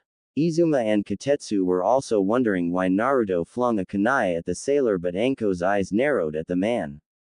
I believe the better question is, what are you doing on this boat, intruder? Naruto asked the sailor. There was no way a sailor could dodge a kunai like that, even from a genin. Naruto pulled another kunai out, and with the use of his alchemy, the kunai morphed into a wicked-looking halberd. The sailor backed away and growled until a smirk formed on his face. Fine, you caught me, brat. The henge dispelled and revealed a man wearing shades. But it's not gonna help you. His hand glows with chakra and he charges at Naruto with Chunin level speed. Azumo and Katetsu were about to interfere until Anko blocked them off with her arm, which confused them both. Let the Gaki handle this lightweight, but be on alert for any other intruders. She ordered and got nods from them both. The intruder known as Yoroi Ikado charged towards Naruto with his right arm glowing blue. Said blonde twirled his weapon and then spun around, performing an overhead slash, but Yoroi ducks as the blade whizzes over his head and thrusts his arm forward. Naruto dodges the attack, but when the glowing chakra grazes his shirt and he feels some of his own chakra leave his body. What the? Naruto wondered and hopped away as the man spun around and went at him again, attempting to grab Naruto with his glowing hand while said blonde was dodging his attack. That's not a chakra no Mesu, chakra scalpel, so it has to be something entirely different. Naruto thought as he continued to avoid the glowing and then spin kicks the man on the gut, making him skid backwards with a grunt. Hold still, you damn brat. Yoroi snarled out while Naruto morphed the halberd back into a kunai. I felt my chakra being extracted, so that means he can absorb chakra through physical contact. So my best bet is to keep my distance from him and use mid-range attacks. Naruto performs a tiger and ram seal and cheeks bulge a little. Sweden. Mizwame Nabara, water release. Syrup capture field, he spits out high viscosity, chakra-infused water at Yoroi, who gets hits by it and stumbles backwards. Gah, you little punk, I'm gonna. He tried to get back up only to feel something tug on his body. He looked at the odd-looking water technique and tried to pull free of it. What is this stuff? That water jutsu is a little different from the other offensive and defensive ones. This one restricts your movements, and the more you struggle, the more you'll be ensnared. Naruto explained as the man growled and still tried to get out of the technique only to be pinned on his back. As he struggled, he looked up to see a grinning Anko looming over him. Why hello there. Did I ever introduce you to my snake? She asked in a sweet tone that made a shiver go up his spine as a black mamba slithered out of her coat and hissed at the man. Cute little fella, is she not? One bite from her can kill a full-grown elephant in less than 30 seconds. I wonder what it can do to a human. Wanna be my guinea pig? Oh, I definitely like her. Natsumi said with glee while Kushina and Minato sweat drop. I'm starting to think it was a bad idea to seal her into Naruto. I pray to Kami she's not rubbing off on him. Minato begged to himself. Anko, we can't kill him yet. We have to first get info from him. Naruto stated. Anko pouted and the black mamba retracted back into her jacket. But after we relinquish him of that info, feel free to play Operation on the Tem. He finished. Both Minato and Kushina face fault on the floor in the castle while Evangeline's sweat drop and Natsumi was in chibi form squealing in glee at how bad Naruto was acting. Anko now had a full-blown predatory grin on her face and twirled a kunai on her index finger. You hear that? I get to use my new toys on you after we probe your mind for info. She said cheerfully, and the man's complexion was now the color of paper. Naruto, would you be so kind as to restrain our guest? Naruto rubs his hands together and nods. Sure thing. He points his index and middle finger to Yoroi. Bakudo number 1. Sigh. The next thing Yoroi knew, his arms were restrained behind his back by an invisible force while the water jutsu dispelled. Kotetsu and Azuma were wondering what Naruto did to restrain the man. As soon as that happened, a sailor screamed. Ah, it's the Kaima, he screamed. The others turned their attention to a humanoid-like sea creature who was wearing civilian clothes and was snarling at the cowering sailors who were retreating. Holy shit, the Kaima really does exist. A bewildered Azuma said as it crawled onto the boat. Naruto, on the other hand, didn't look too convinced and scoffed. That's not a Kaima, Azuma. Naruto stated and walked forward, getting a stunned look from the man. She may look like one in the storybooks, but she isn't because she has the scent of a human. Azuma, on the other hand, blinked and frowned. Yeah, now that I've got a good look at her, she isn't a Kaima. The Chunin replied. Do you think it's some type of rare Kekkei Genkei? I mean, it does sound possible. She was experimented on. Anko replied in a low tone and knocked her struggling captor out with a kick to the temple. His eyes widened for a second and she started to clutch her head as flashes of a female floating in a glass tank full of a green liquid appeared in her mindscape in the form of her sensei, and another man in a lab coat appeared in her mindscape. Anko. Kotetsu ran to her side as she fell on one knee. Well, if it isn't Orochimaru-sama's failure of an apprentice. A smug voice said. Anko looked up and growled as she saw a skinny man wearing a lab coat and gray suit with an arrogant look on his face. Amachi. She growled out as Kotetsu helped her on her feet. Glad to see you remember me, little girl. Unfortunately, Orochimaru-sama isn't here. He said in a mocking tone. Though I don't blame him for not wanting to deal with a failed experiment like yourself. That right there pissed her off and she was about to charge at him until her mark pulsed again and she cried out in agony and fell to her knees. Amachi, on the other hand, laughed at her suffering. Looks like your master's gift still affects you even today. He would have said more but was forced to dodge a volley of kunai thrown by Naruto. Do us a favor and shut up. Your voice is annoying, Naruto remarked as he pulled out one of the scrolls from his pouch and summons Benihime. And who are you? Amachi asked but took a step back as he saw the blade gleam in the sunlight. Sorry, I don't give my name to dead men. The blonde answered coldly, sending a shiver down Amachi's spine as he saw the murderous look on the blonde's face. And for that remark on my shisho, I'm gonna place your head on a pike. Stay back. Isaribi, take care of this brat. He yelled at the female hybrid. Naruto leapt out of the way as she swipes at him and snarls. The last Uzumaki Namikaze narrows his eyes at her, but then his eyes widen as he gets her scent. You're that girl from the market, he stated while Isaribi's eyes widened. So why pray tell are you working for a guy like Amachi? Because he is the only one who can reverse my transformation, and stealing this money is the only way I can ever return to normal. She answered back, unaware of the smug smirk on Amachi's face. Is that right? Well, I'm sorry to say, but I can't let you steal this money, he said solemnly. Naruto suddenly vanished, surprising Isaribi, and appeared behind her. Before she could do anything, he gave her a chop to the back of her neck, making her lose consciousness, and catches her before setting her down. And as for you, the blonde mage, Shinobi turned his murderous gaze at Amachi, you prey on her hope of becoming normal when I already know you don't intend to do so.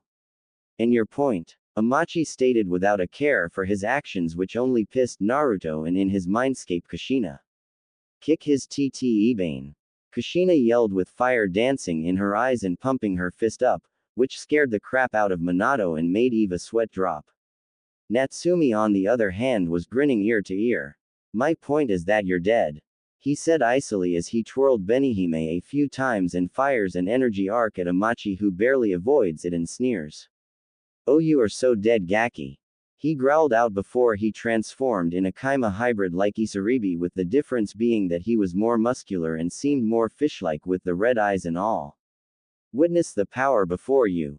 Amachi cackled as his new hybrid form was complete. And unlike that useless girl, my powers are beyond hers.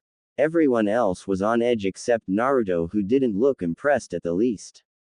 Well, congratulations, you just brought ugliness to a whole new level, the blonde said mockingly, pissing off Amachi, who then fires 3 water bullets from his gullet. Naruto dodges one of them and then cuts down the last 2 with Benihime. Wow, and you spit. Should I be impressed or disgusted that you've turned yourself into the creature from the Black Lagoon? Amachi looked like her was turning red, but from his new form he looked purple. You dare mock me? I'll kill you for that. Kantsu Benihime, Pierce Crimson Princess. Naruto aimed his blade at the man and fired a concentrated beam of red energy at the man. The beam pierces his shoulder and he cries out in pain before stumbling backwards. You bastard all, he screamed at Naruto, who was suddenly gone and now behind the fishman.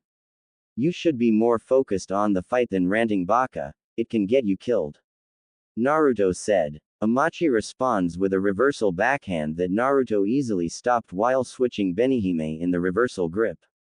He slashes upwards, cutting Amachi from his shoulder to his right eye, and he screams bloody murder. Damn, I was aiming to slice you in half, but the smell of seawater and fish on you is killing my senses. Azumo looks at Kotetsu with a raised eyebrow. Think we should help? He asked his teammate, who snorted.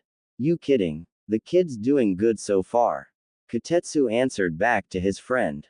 Amachi was clutching his bleeding eye with his webbed hand as he glared at the blonde in a hateful fashion. That's it. You and everyone else are dead. I'll sink you all into the bottom of the ocean.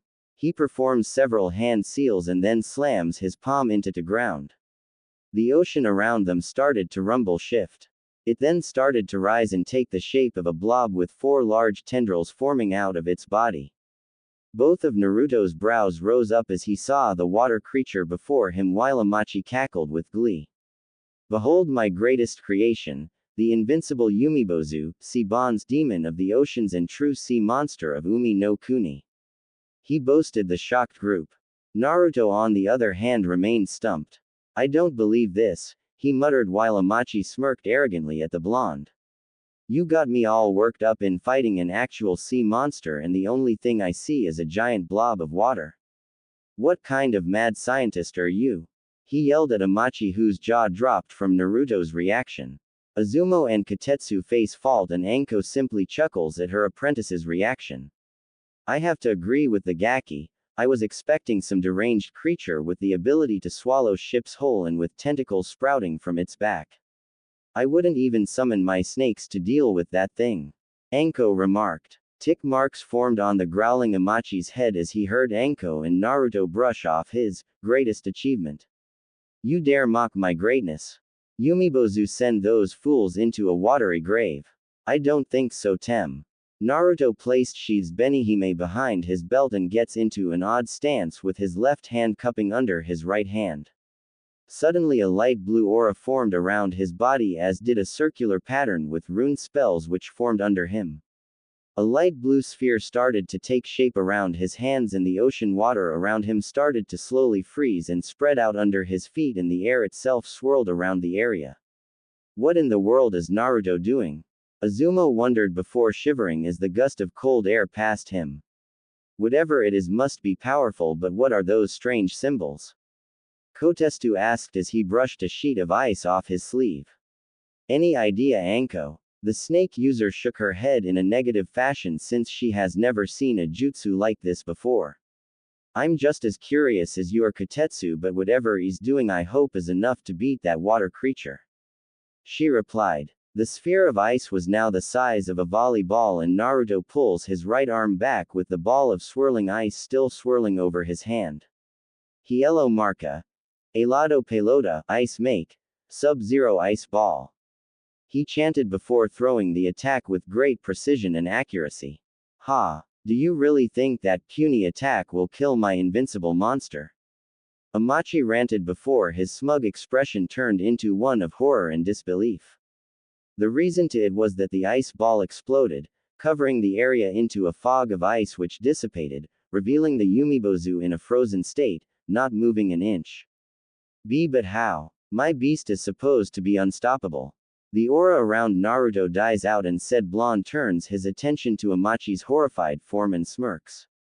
It doesn't take a genius to figure out the chemistry of water, which consists of hydrogen, oxygen, or in physics terms H2O, and not only that, since water can change from a solid to a liquid, and into a gas. I just simply needed to reverse the process and decided to go with an ice technique that is strong enough to stop your invincible monster in its place before finishing it off. He then performs a few hand seals and fires a large white fireball at the frozen elemental creature, and instantly evaporates the water monsters into steam and clears the area. No, my masterpiece, my creation, Amachi stammers out as he reverts into his human form before getting ensnared by several small snake and bound up by a grinning Anko.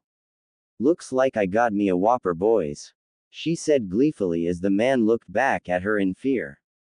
Oh, don't piss your pants now, Amachi-chan, because once we get back to Konoha, we're gonna have a lot of catching up to do, just you and me. Anko licks her teeth in a predatory fashion, scaring the crap out of Amachi and sending shivers down Azuma and Kotetsu's spine, feeling slightly sorry for the man. Naruto then approached Amachi and places his hand on the man's forehead.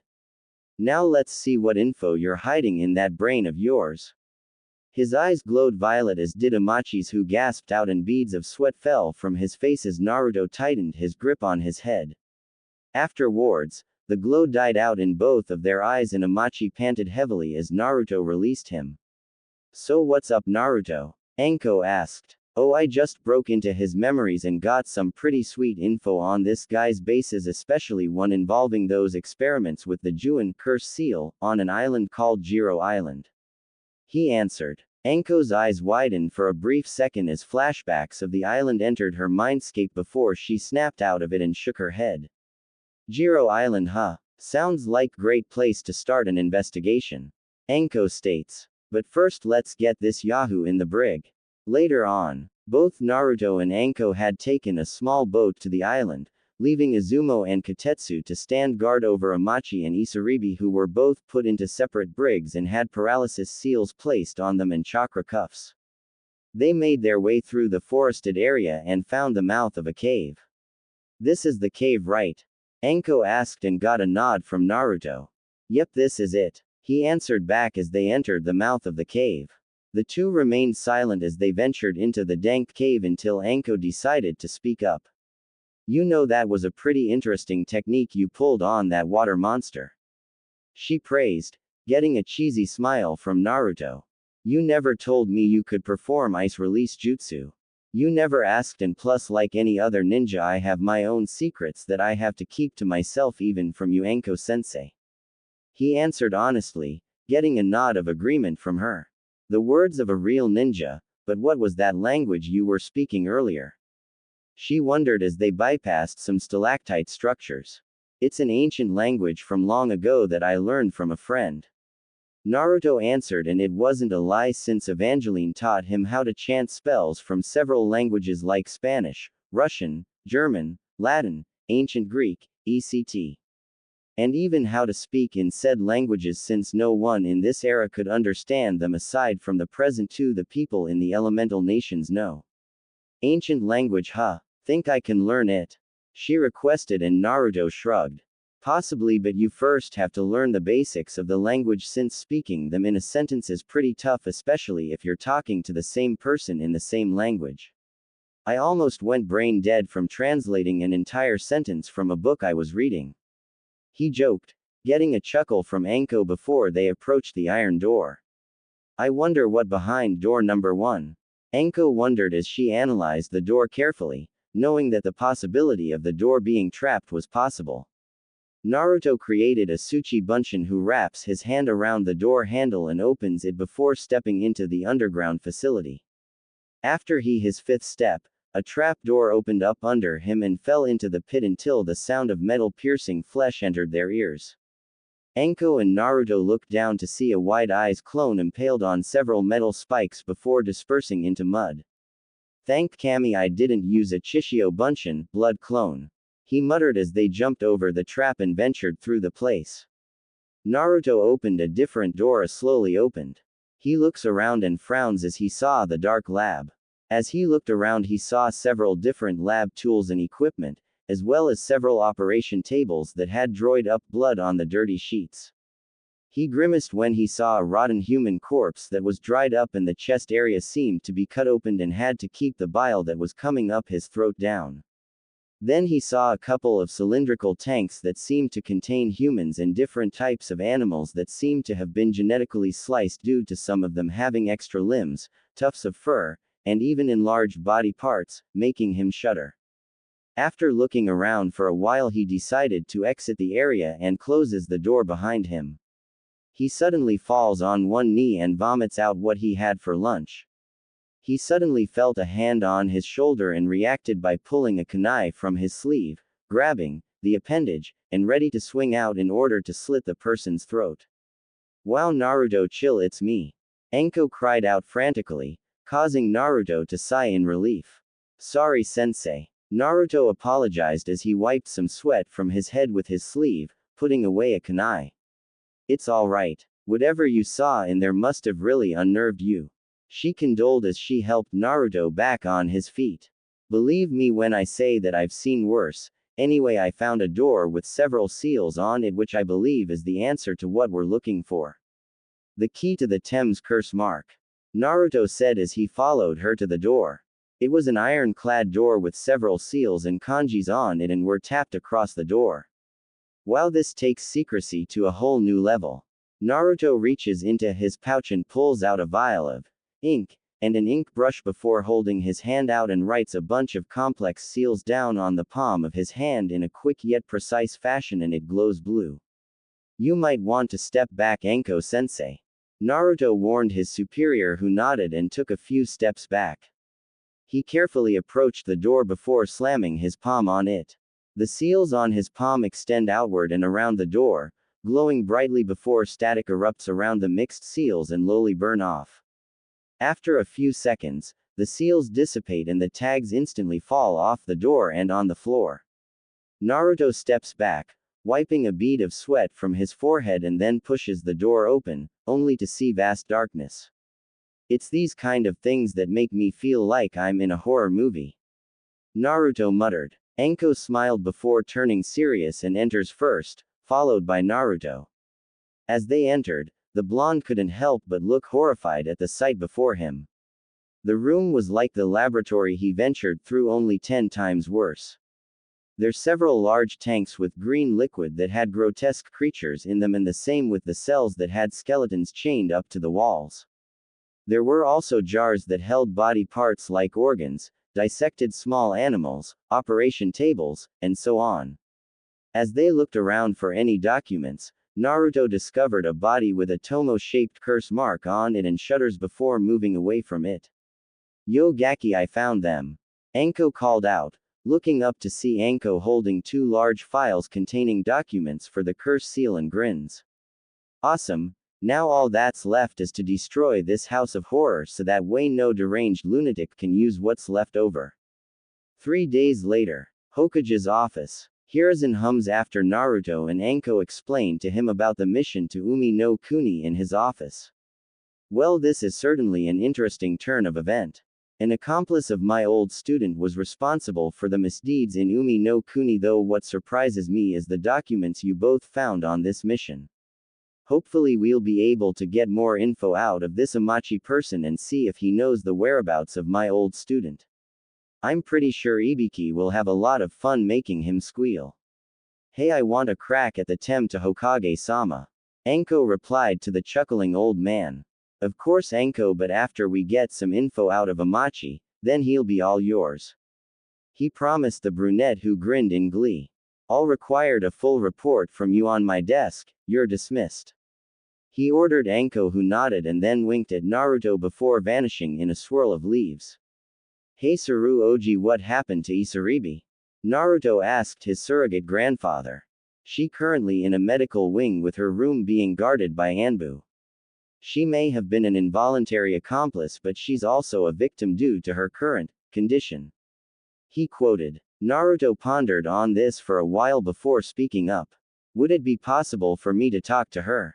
Naruto asked the leader of Konoha. I don't see why you can't. Are you gonna find a solution in treating her cure? He questioned his surrogate grandson. I highly doubt there is a cure for her condition, Naruto said before sighing and then brushed his hair back. But with a little research I can find a way to make her condition a gift instead of a curse. Hiruzen now had a curious expression on his face. You mean like transform it into a bloodline? He asked and got a nod from Naruto.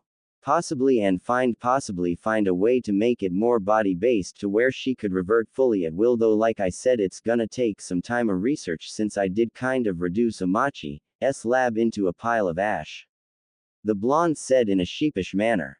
Hiruzen chuckled but waved what Naruto said off. No worries my boy, I think you can pull this off. After all, you are Kushina's son and Uzumaki's have a knack for making the impossible possible. He joked to Naruto and they both have a good laugh before Naruto leaves via Shunpo to see if he can help Isaribi as well as Anko. Naruto was currently making his way to the southern wing of the hospital, which was considered to be one of the wings where only medical nin were allowed to enter due to the fact that the place was guarded by Anbu, who were keeping a discreet eye on any foreign ninja that were captured during a mission and required medical treatment before being interrogated for information. He approached a door that was guarded by the two Anbu and stopped before them. He pulled out a slip and handed it to the Anbu wearing a bird mask, who took the slip and read it.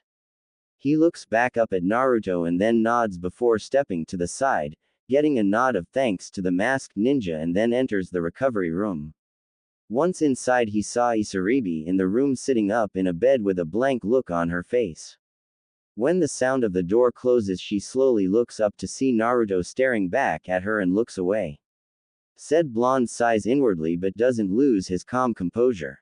How are you coping, Isaribi-chan? He asked the girl. Why do you care? She asked in a voice void of life. Naruto couldn't help but feel sorry for her, having to go through horrifying experiments and be turned into a weapon for a madman, and believed that if she did well enough, he'd free her from her condition, and return her to normal if she obeyed his commands. If I didn't care, then I wouldn't have come to see you. He answered back while she clenched her sheets with her hands and scowls. So you only came to see me on a whim and to get info on me? I already told that lady that I didn't know much about Amachi's experiments or if he was still working for this Orochimaru character. I was only used to scout ships that were transporting currency and nothing more. Why can't you people just leave me alone? She growled out. Naruto said nothing and instead walked around the bed and pulls a chair from the desk and sits beside her. Look, Isaribi-chan, I didn't come here to get information out of you, I simply wanted to see how you were faring and talk. He said honestly. She turned her gaze into his, looking into his azure eyes for any form of deception, and her expression softens a little when she realizes that he's telling the truth. How do you think I'm faring? Look at me, I'm a freak of nature, a monster, something that shouldn't even exist. She answered back with her lip quivering.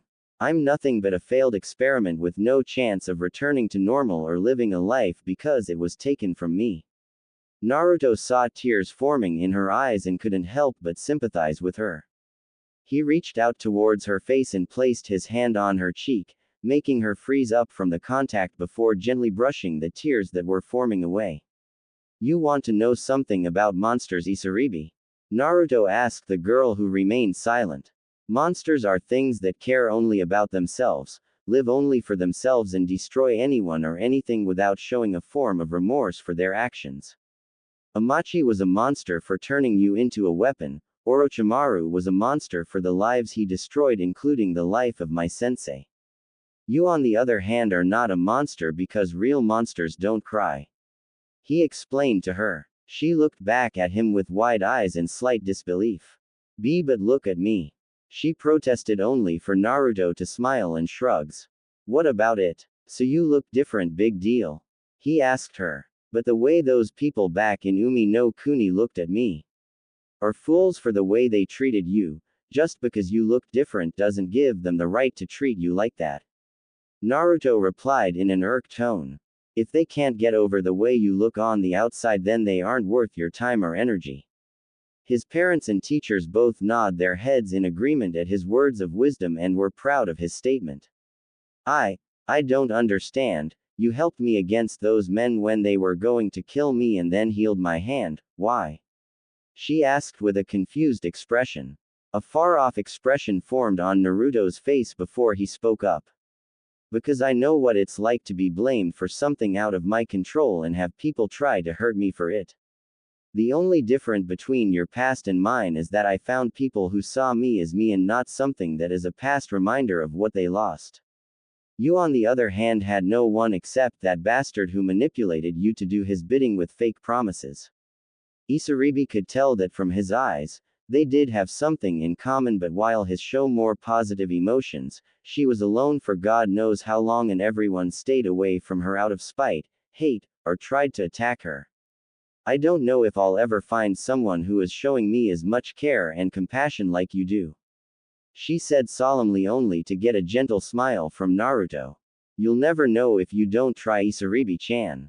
Besides, being normal is so overrated and boring, and trust me when I say nothing in this village is normal by human standards.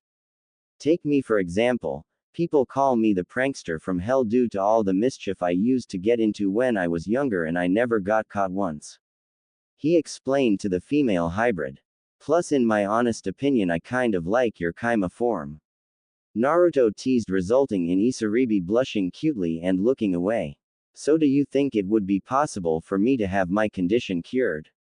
She asked Naruto. He thought about it for a while but couldn't come up with any suggestions.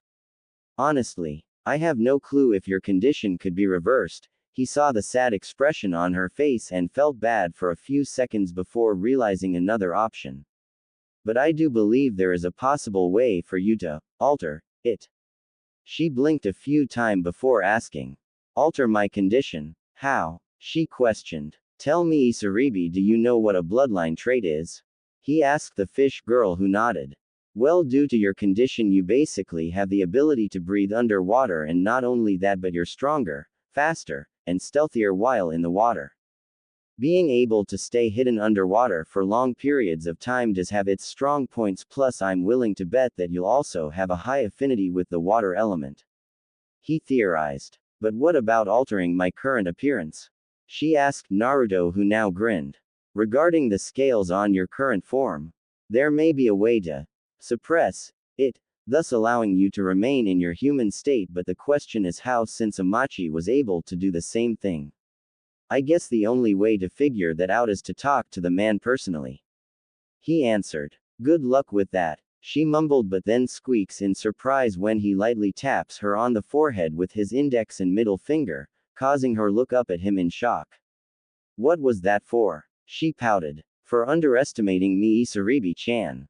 I'll have that Tem tell me the secrets to how he can shift forms no matter what, and I can be very convincing. Naruto answered back with a predatory grin on his face. Well, I better get going. I've got some errands I've got to run, but I'll come back and visit you.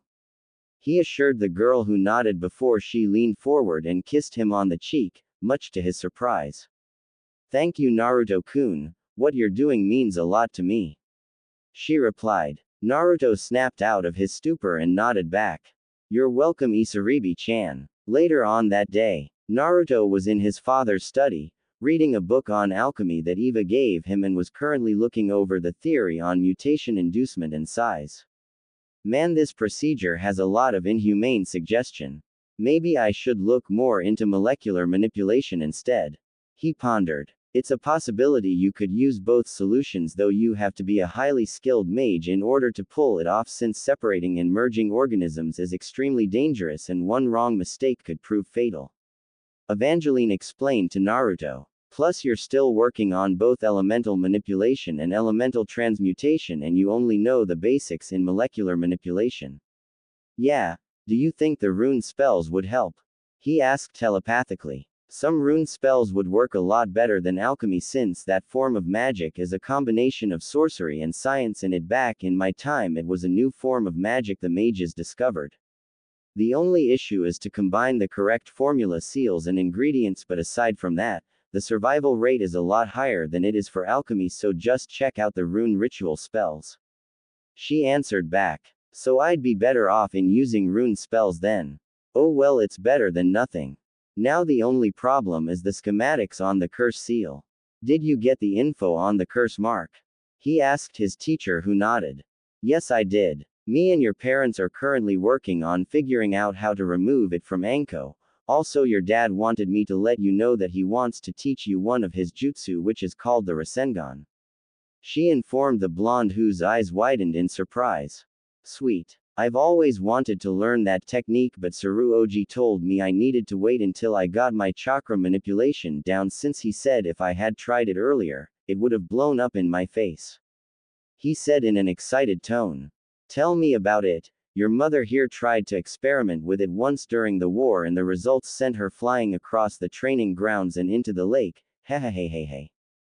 Bam. Ow. Minato cried out, rubbing the lump that had formed on his head courtesy of an angry Kushina who was blushing at the memory. You think that's hilarious? When your genius of a father here was first working on the Hiraishin no Jutsu, he ended up writing down the wrong seals and crashed face first into the Hokage monument, and was responsible for that crack going across the head of Hashirama Senju. She replied while Naruto gawked for a minute and then laughed out in a hysteric manner.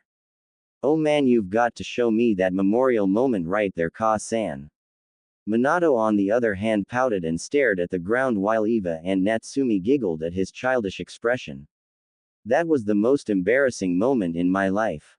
The yellow flash muttered. Well, that aside, San, when would be the best time for me to learn basic constructs on creating the Rasengan? He asked his father, who grinned in return. I would say at night when your body's asleep. That way when I tech you the basics on how to create it, and then when you wake up, you'll have the ideas down already and work on it outside, though I'd advised practicing it in a secluded area. Minato advised and got a nod from the blonde.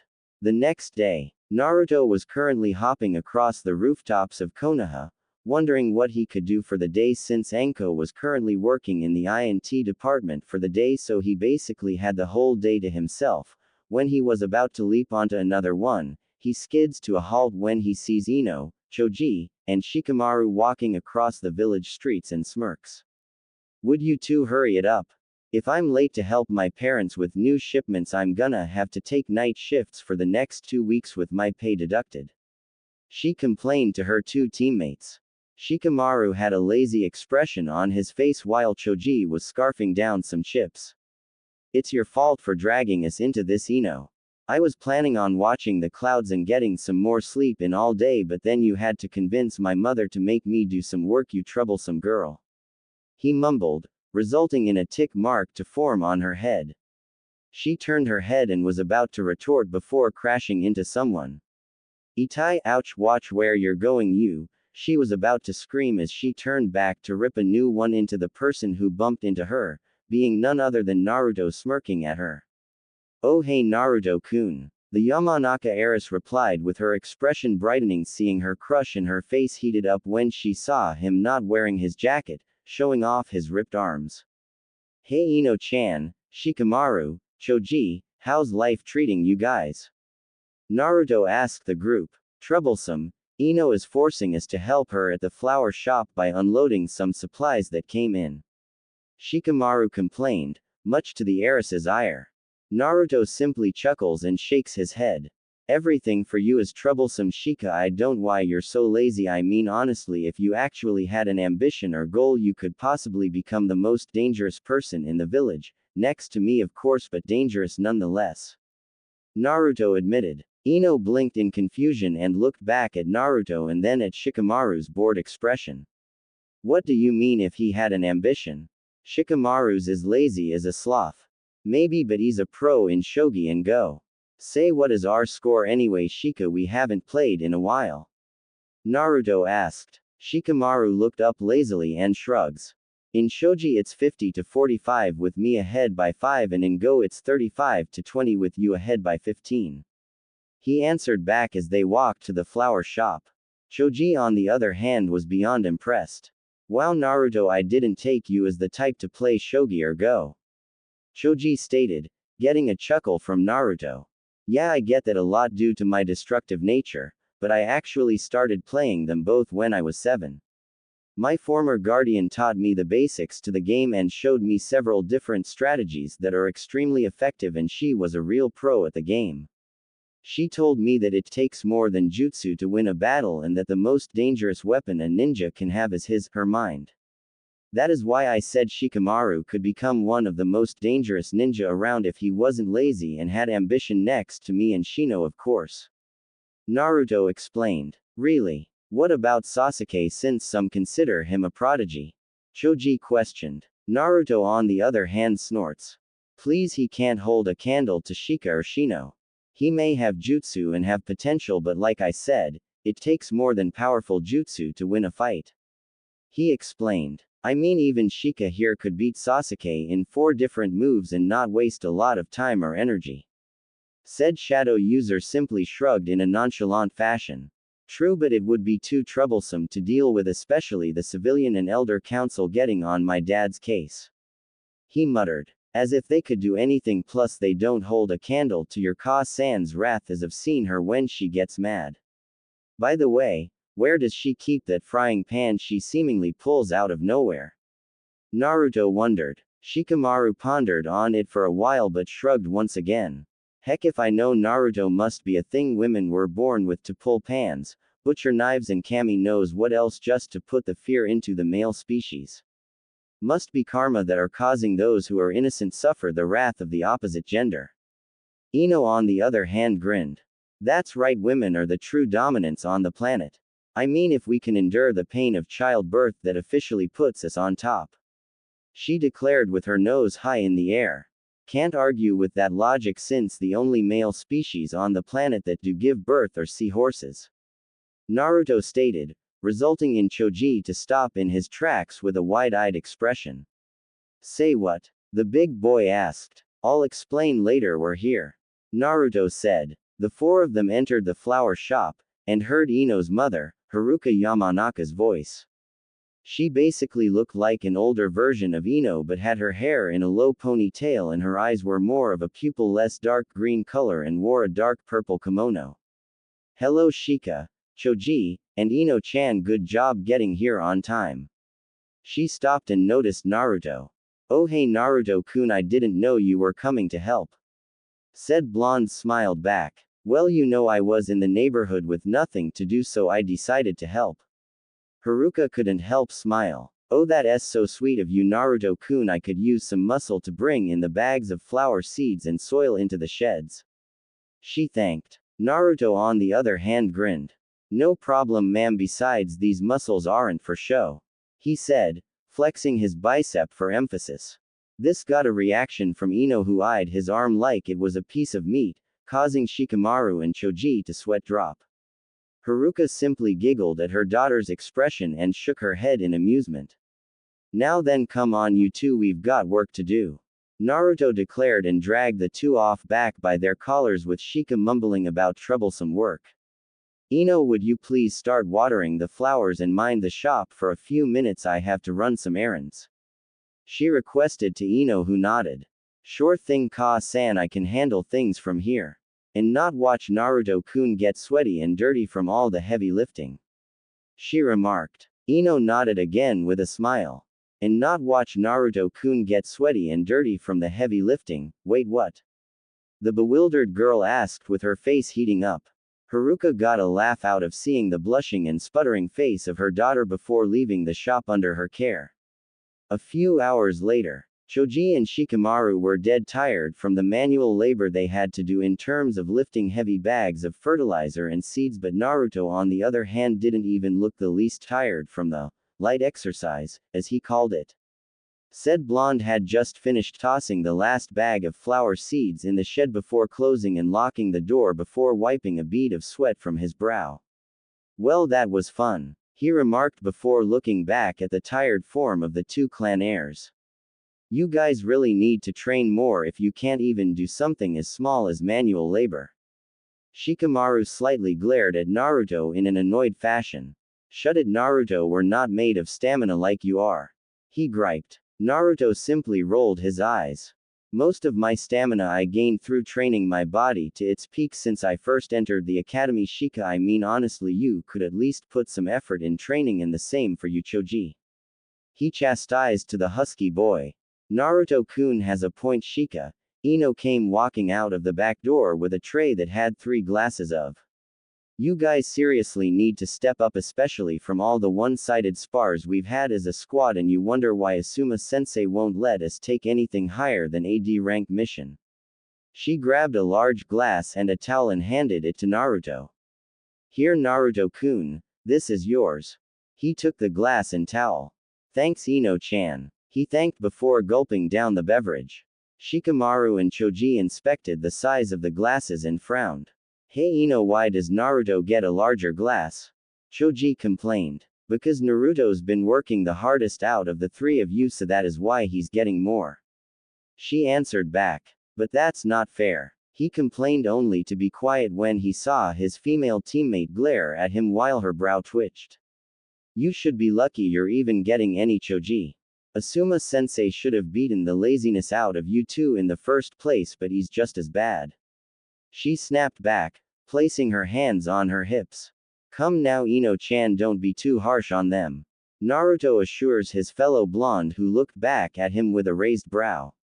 Why not? She wondered. Because if you can't motivate them to train harder, then maybe I can. After all you did with me, and you know from experience that I am no pushover. He answered, sporting an evil grin on his face. Choji and Shika paled at the thought of training under Naruto. Maybe I can convince Asuma-san to let me try on them for a few hours and see how long they last. Now it was Ino's turn to grin evilly at her comrades, who felt like they were cornered by the Shinigami and Devil of Makai. That was when Haruka, Ino's mother, made her way into the backyard. Great job you 3 in getting this done, I really appreciate it. She thanked. You're welcome, Haruka-san. Naruto replied back as he wiped the dirt off his face and looks at the dirt and sweat on his shirt. Looks like I've got to change my shirt. I can wash that shirt for you if you want, Naruto-kun. Ino offered with a blush on her face. Naruto noticed her actual intention and smirked slyly.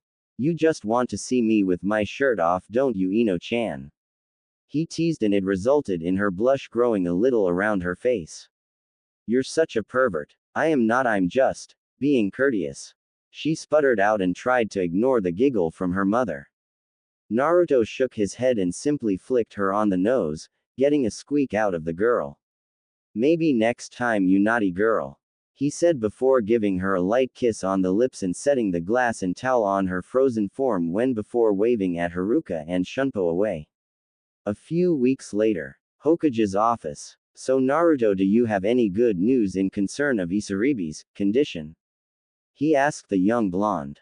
Yes, I have come up with an idea for curing it, but she won't be cured exactly. He answered back. Hiruzen raised a brow in a way that said, explain. Well, when I was trying to find the secret of how Amachi managed to change from one form to the other, but sadly the guy ain't talking. I took some time to study the concepts of shape-shifting and molecular manipulation, and I took some examples out of them both from mythology. Meaning, the intrigued man asked his surrogate grandson. Take the lichen or werewolf as well as vampires for example. From what I've read in the books, Isaribi's version is based off of werewolf's way of taking form. See, when a human is bitten by said beast, its venom alters their genetic structure to where it enhances their natural abilities, but to a certain extent. The trigger to their transformation is the light properties of the moon, in which their body takes on a different form, but in doing so, the instincts of the beast within takes control of the person's logic and train of thought, not being able to distinguish friend from foe. But that's not her case, since she still retains her humanity, and the means of her transformation is water. I see, but what does her form have to do with that of a vampire's? He questioned. Mostly the molecular manipulation part in terms of the fins, gills, and scales, but her transformation is basically unstable due to the fact that she has to cover the remaining scales with bandages. The only thing her form needs is a balance of sorts. Naruto explained. I see. So do you think this is possible? Hiruzen questioned. In terms of a forbidden jutsu, then yes it would, but my techniques are a lot more efficient and the risks are lower at best from what I learned from Eva-chan. I also found a way to alternate the curse seal for Anko, but, the Kami no Shinobi repeated as he saw Naruto rub the back of his head in a sheepish manner. She's probably gonna kill me for this later, but I'm gonna ask you to do me a favor and send Anko-sensei away for a while so that I can prepare for the procedure. He requested to his surrogate grandfather. Hiruzen sighed and shook his head. I'll see what I can come up with, but you do realize that she'll kill you and torture me for hiding this from her, right?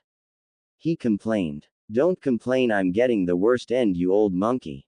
Naruto jabbed at Sarutobi, who chuckled at the irked expression on Naruto's face. I may be the prankster from hell, but she's the queen of torture. I haven't seen her work, but from what Ibiki-senpai told me, she knows how to make even the toughest of men spill their guts using ninja wire and a butter knife. He replied, shuddering at the thought. Don't remind me. Hiruzen muttered. That aside, when do you wish to give a demonstration for the new clan you're gonna create? The clan heads have been restless after I informed them of the new clan being created. Soon, but what about the elders or civilians? Naruto questioned, getting a snort from Hiruzen. Naruto, they have no say in the matter since it doesn't require their choice in terms of whether or not a new clan joins the village, since it doesn't benefit them but the ninja and clans of the village. That is why I left them out of the loop. Also, we'll be holding the demonstration at the Cage training ground. It'll be held there around 12 p.m. tomorrow, and I also requested for Kakashi Hatake to appear in the demonstration if that's okay with you. Naruto nodded. Sure, Inu Aniki is one of the people I trust the most. He looked at his watch and grimaces. Crap, I'm gonna be late, gotta go. Saru Oji. He vanishes in a flash of lightning, leaving a burst of static in his place and a slight scorch mark on the floor, much to Hiruzen's ire due to his beard frizzling. At least it wasn't the fire type. He muttered. Training ground 8. Yukumo was sitting on a tree stump, drawing a scene of a forest on her sketchbook while Hinata was working on her Juken katas and Shino was simply standing on a tree branch, looking at the scenery. Said female Hyuga was now in the Juken stance with her eyes closed and appeared to be concentrating on her chakra control. An outline of a blue aura formed around her body while she remained frozen. Her face scrunches up in concentration and the veins from her temples bulge. Her eyes snap open, revealing the Byakugan being active, and the glowing aura around her grows. Hakusho Kaden, 8 trigrams palms revolving heaven. After releasing the chakra from every tenketsu in her body, Hinata then spins rapidly, creating a rotating shield of chakra around her person.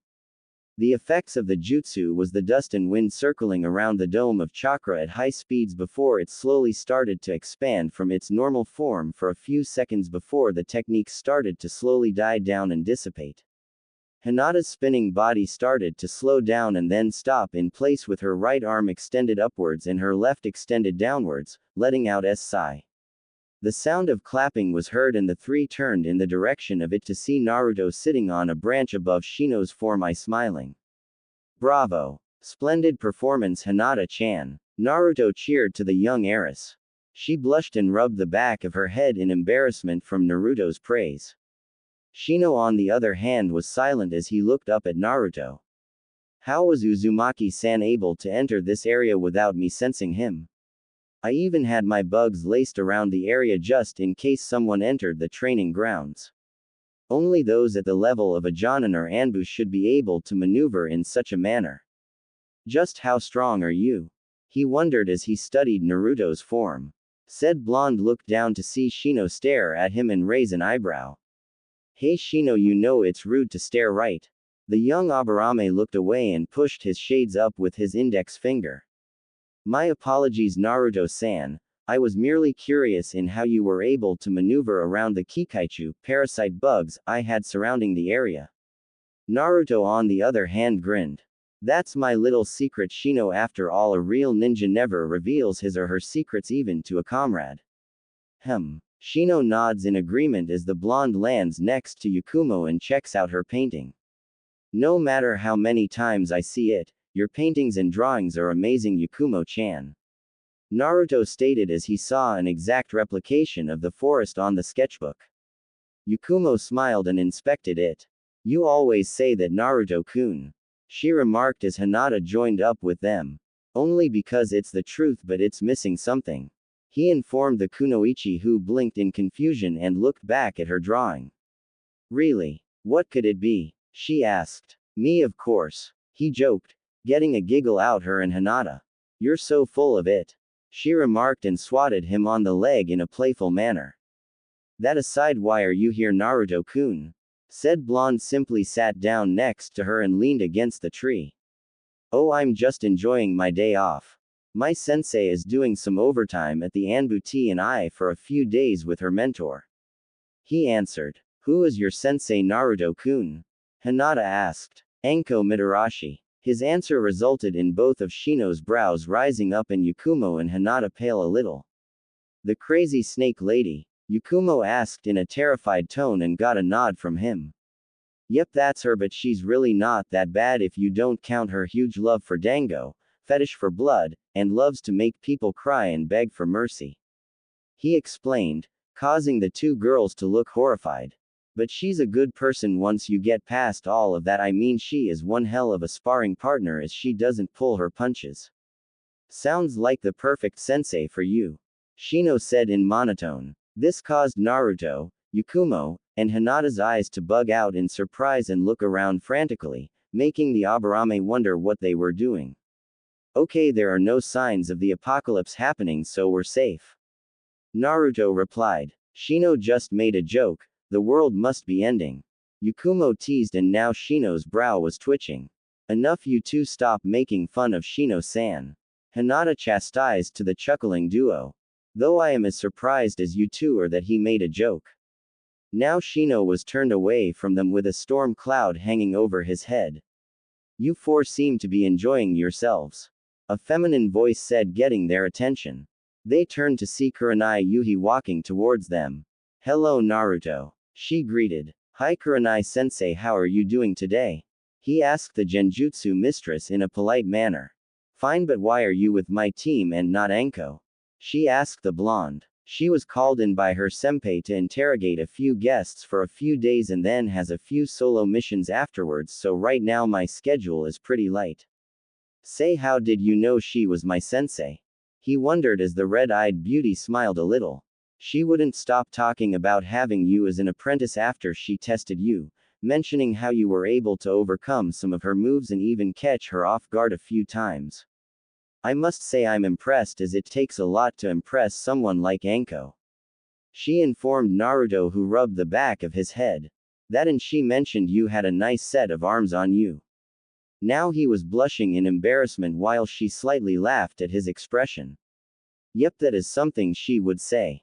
He muttered, not noticing the twitching brows of Hinata and Yakumo when they heard about how their sensei's friend was checking out their Naruto. So what are you guys up to for the day? Oh, just a few training exercises and afterwards take a few D-ranked missions afterwards. She answered, and Naruto simply looked back at her. You guys are still doing D-ranked missions? I would have thought your team would be ready for a C rank mission at the least. He wondered. That was when Hinata spoke up. Well, we did actually go on an escort mission with a client to one of the harbors in Fire Country, but we had a little incident. She quoted. Really? What happened? Was the client killed? Naruto asked, and Hinata shook her head while Shino simply tilted his shades upward. No, he tried to flirt with Kurenai-sensei when we were heading to the harbor and he took his advances too far and, she paused and stared back at a sheepish Kurenai. And, Naruto repeated. He groped her rear and she kneed him in a place no male likes to be hit in. Yakumo answered. Afterwards the mission was considered a failure because he was the mayor's son and would have pressed charges had Hinata-chan not threatened to counter the charges on his son for harassment and use her clan's influence to get them both into trouble. Unfortunately, Kurenai-sensei had to be placed on temporary probation, so we can't do missions outside the village for a few weeks. Shino replied. Ouch. Naruto cringed. But if I were in Kurenai's shoes I'd probably do the same thing. I mean, he had not right touching you in such a manner without your consent. Had that been Anko, she'd castrate him, poison him, or feed him to her snakes. Kurenai chuckled, since it would sound like something her best friend would do, and also liked how he held a great amount of respect for women, which made him okay in her book. So what brings you over here, if I may ask? She wondered while Naruto turned to a sheepish Hinata and Yakumo. You forgot to ask her, didn't you? He questioned, getting a sheepish nod from the two heiresses. Sorry Naruto-kun, we were too caught in our training to ask her. Hinata apologized. Kurenai looked back and forth at Hinata and Naruto, wondering what they were taking about.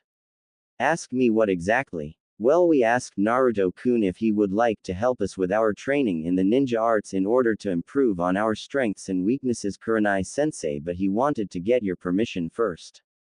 Yakumo answered. Really? She glances at Naruto and back at Yakumo, looking thoughtful for a second and shrugs.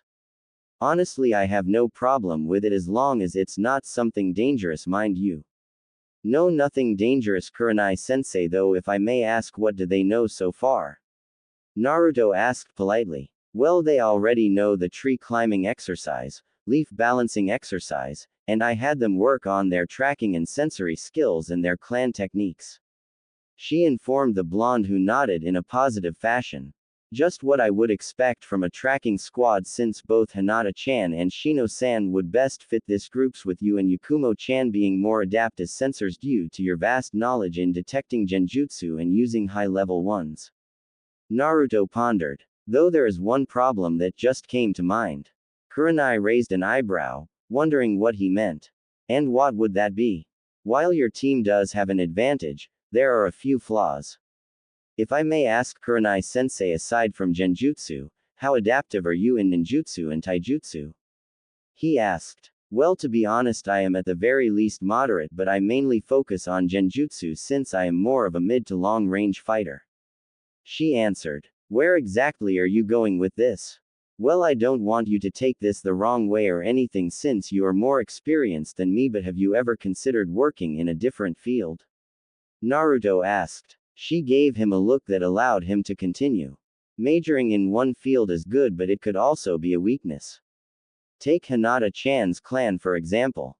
They are known in the ninja world for their vast skill in taijutsu and their dojutsu, the Byakugan, but their main focus when facing an opponent is fighting them up close. When it comes to fighting a long-range ninja, they'd be in trouble due to their lack in knowing long-distance jutsu. Another flaw is the Byakugan, since the opponent could easily use elemental clones or even tools like flash tags to either temporarily disable or possibly cripple their eyesight. Second is Shino's clan, who are highly adapted to blending into their surroundings and being highly skilled in stealth and masters in espionage, but they rely too much on their insects in a battle and they can possibly be tracked down by highly trained sensors. Next is Yakumo's clan, who like you specialize in genjutsu but at a higher level, since they can produce illusion that are powerful enough to cause actual damage to the body, and while some of them do major in the basic skills required for ninja, they focus much of their time on creating powerful illusions. The four of them stare at Naruto for a few minutes while said blonde sweat drops. What? I do a lot of studying in my free time. He responded. Well then, Naruto, since you seem to know about our strengths and weaknesses, what would you suggest? Kurenai asked the blonde. He thought before snapping his fingers. Say, did you plan on showing them their elemental affinities? Not until they've gained enough experience out in the field, but I guess it wouldn't hurt for them to learn that form of training now. She answered, and getting the attention of her students. Elemental affinities. Yakumo wondered. Basically, an elemental affinity is a nature type that you're compatible with, whether it be genetic or based off your characteristics. Kurenai explained. The elemental affinities are based off of the 5 elements: fire, water, earth, lightning, and wind, which are also based off of the 5 major nations. They took time to ponder on this before Hinata spoke up. So since Konoha is part of Hai no Kuni, then our country's major element would be fire then. She hypothesized. Kurenai smiled and nods. Correct, and while fire is our main affinity, we also have those who use water, earth, lightning, and even wind, but the last one is considered rare since we don't have that many wind users in the village. It's the same in the other villages as well. For example, my affinities are fire and water, which kind of cancel each other out since one is weak against the other. She said. So in other words, each element is either strong or weak against the other, creating a balance of some sort, right? Yakumo asked her mentor. In some ways yes, but it also depends on the jutsu's strength level. Take wind and fire for example. Since fire can expand and grow from the oxygen that emits from the air, it can do the same with wind. But if a wind user's jutsu is stronger than the opponent's fire jutsu, then it can be reflected back at the opponent and cause double the damage. Kurenai explained. Naruto, on the other hand, reaches into the pocket of his jacket and pulls out 3 pieces of paper. To make a long explanation short, these pieces of paper will tell us what your affinities are. Naruto said, getting a raised eyebrow from Shino. These papers were grown from a tree that feeds on chakra that are grown in the village, and you find your affinity by channeling a small amount of your chakra into it. For fire it burns, for water it turns soggy, for earth it crumbles into dust, lightning it crinkles up, and for wind it splits in half. He hands one to Yakumo first and she adds a little chakra into it. Her eyes widened when it turns soggy and crumbles. Kurenai's eyes widened as she witnessed the Kurama heiress possessing 2 affinities. Interesting, you have matching affinity for water and earth. Naruto states and hands one to Shino. The bug user does the same as Yakumo in his crumbles. Hinata was next, and much to their shock, the paper split in half and one side turns soggy and crinkles up slightly. Kurenai's jaw dropped in disbelief at what just happened. Wow, Hinata's got 3 affinities. An impressed Naruto said as he stared at her and the paper. Said Hyuga blushed slightly from the attention and averts her eyes at the ground. How is this possible? Kurenai wondered. Most Chunin and even Jonin only have 2 elemental affinities, but this, it's unbelievable. No kidding, I didn't expect this to happen, but this is actually a good thing for her, Kurenai-sensei. Naruto says. The Genjutsu mistress gives Naruto an expression that asks for an explanation. It is a well-known fact that the Hyuga clan members are advanced in chakra manipulation due to the Jukin gentle fist style, being a taijutsu style that can cause internal damage to the chakra points or organs in a person's body by releasing a small burst of chakra at the moment of contact. Go on. Kurenai insisted to the blonde shinobi, future mage of the mystic arts. Okay, now then, out of all the main elements, wind and lightning are considered to be more deadly since wind can be used to either cause widespread destruction or turned into a thin blade that is strong enough to cut through steel, while lightning is famous for its paralyzing and piercing power. Now imagine Hinata converting her elements into her fighting style. He explained. Kurenai pondered on the thought for a few seconds before smiling. That's ingenious. If she could manage to pull that off, then she'd be creating her own version of her clan's fighting style. She said with glee. Hinata was wide-eyed but then grins at the possibilities of creating and mastering this skill. Naruto chuckles at their enthusiasm, and that is when Shino speaks up. If I may ask, Naruto-san, what are your elemental affinities? Shino questioned. Oh me, I have an affinity for all 5. He answered nonchalantly. causing a few reactions. Shino's brows rose up, Yakumo's jaw dropped, and Kurenai's eyes bug out. What? I'm serious. Naruto replied. But that's impossible. No shinobi in history has ever possessed an affinity for the 5 elements except for the Sage of the 6 Paths, but he's merely a legend amongst shinobi history. Kurenai said in disbelief, only for Naruto to grin back at her. What can I say? I'm that gifted. And to prove his point, Naruto pulled out the affinity paper and channeled some chakra into it, resulting in the paper cutting into 4 smaller segments, with each one either burning, crumbling, soaking, and crinkling in an even manner. He chuckled as he saw Kurenai doing an impression of a fish gaping, while Hinata simply giggled at her sensei's reaction, since she knew her crush was capable of making the impossible possible.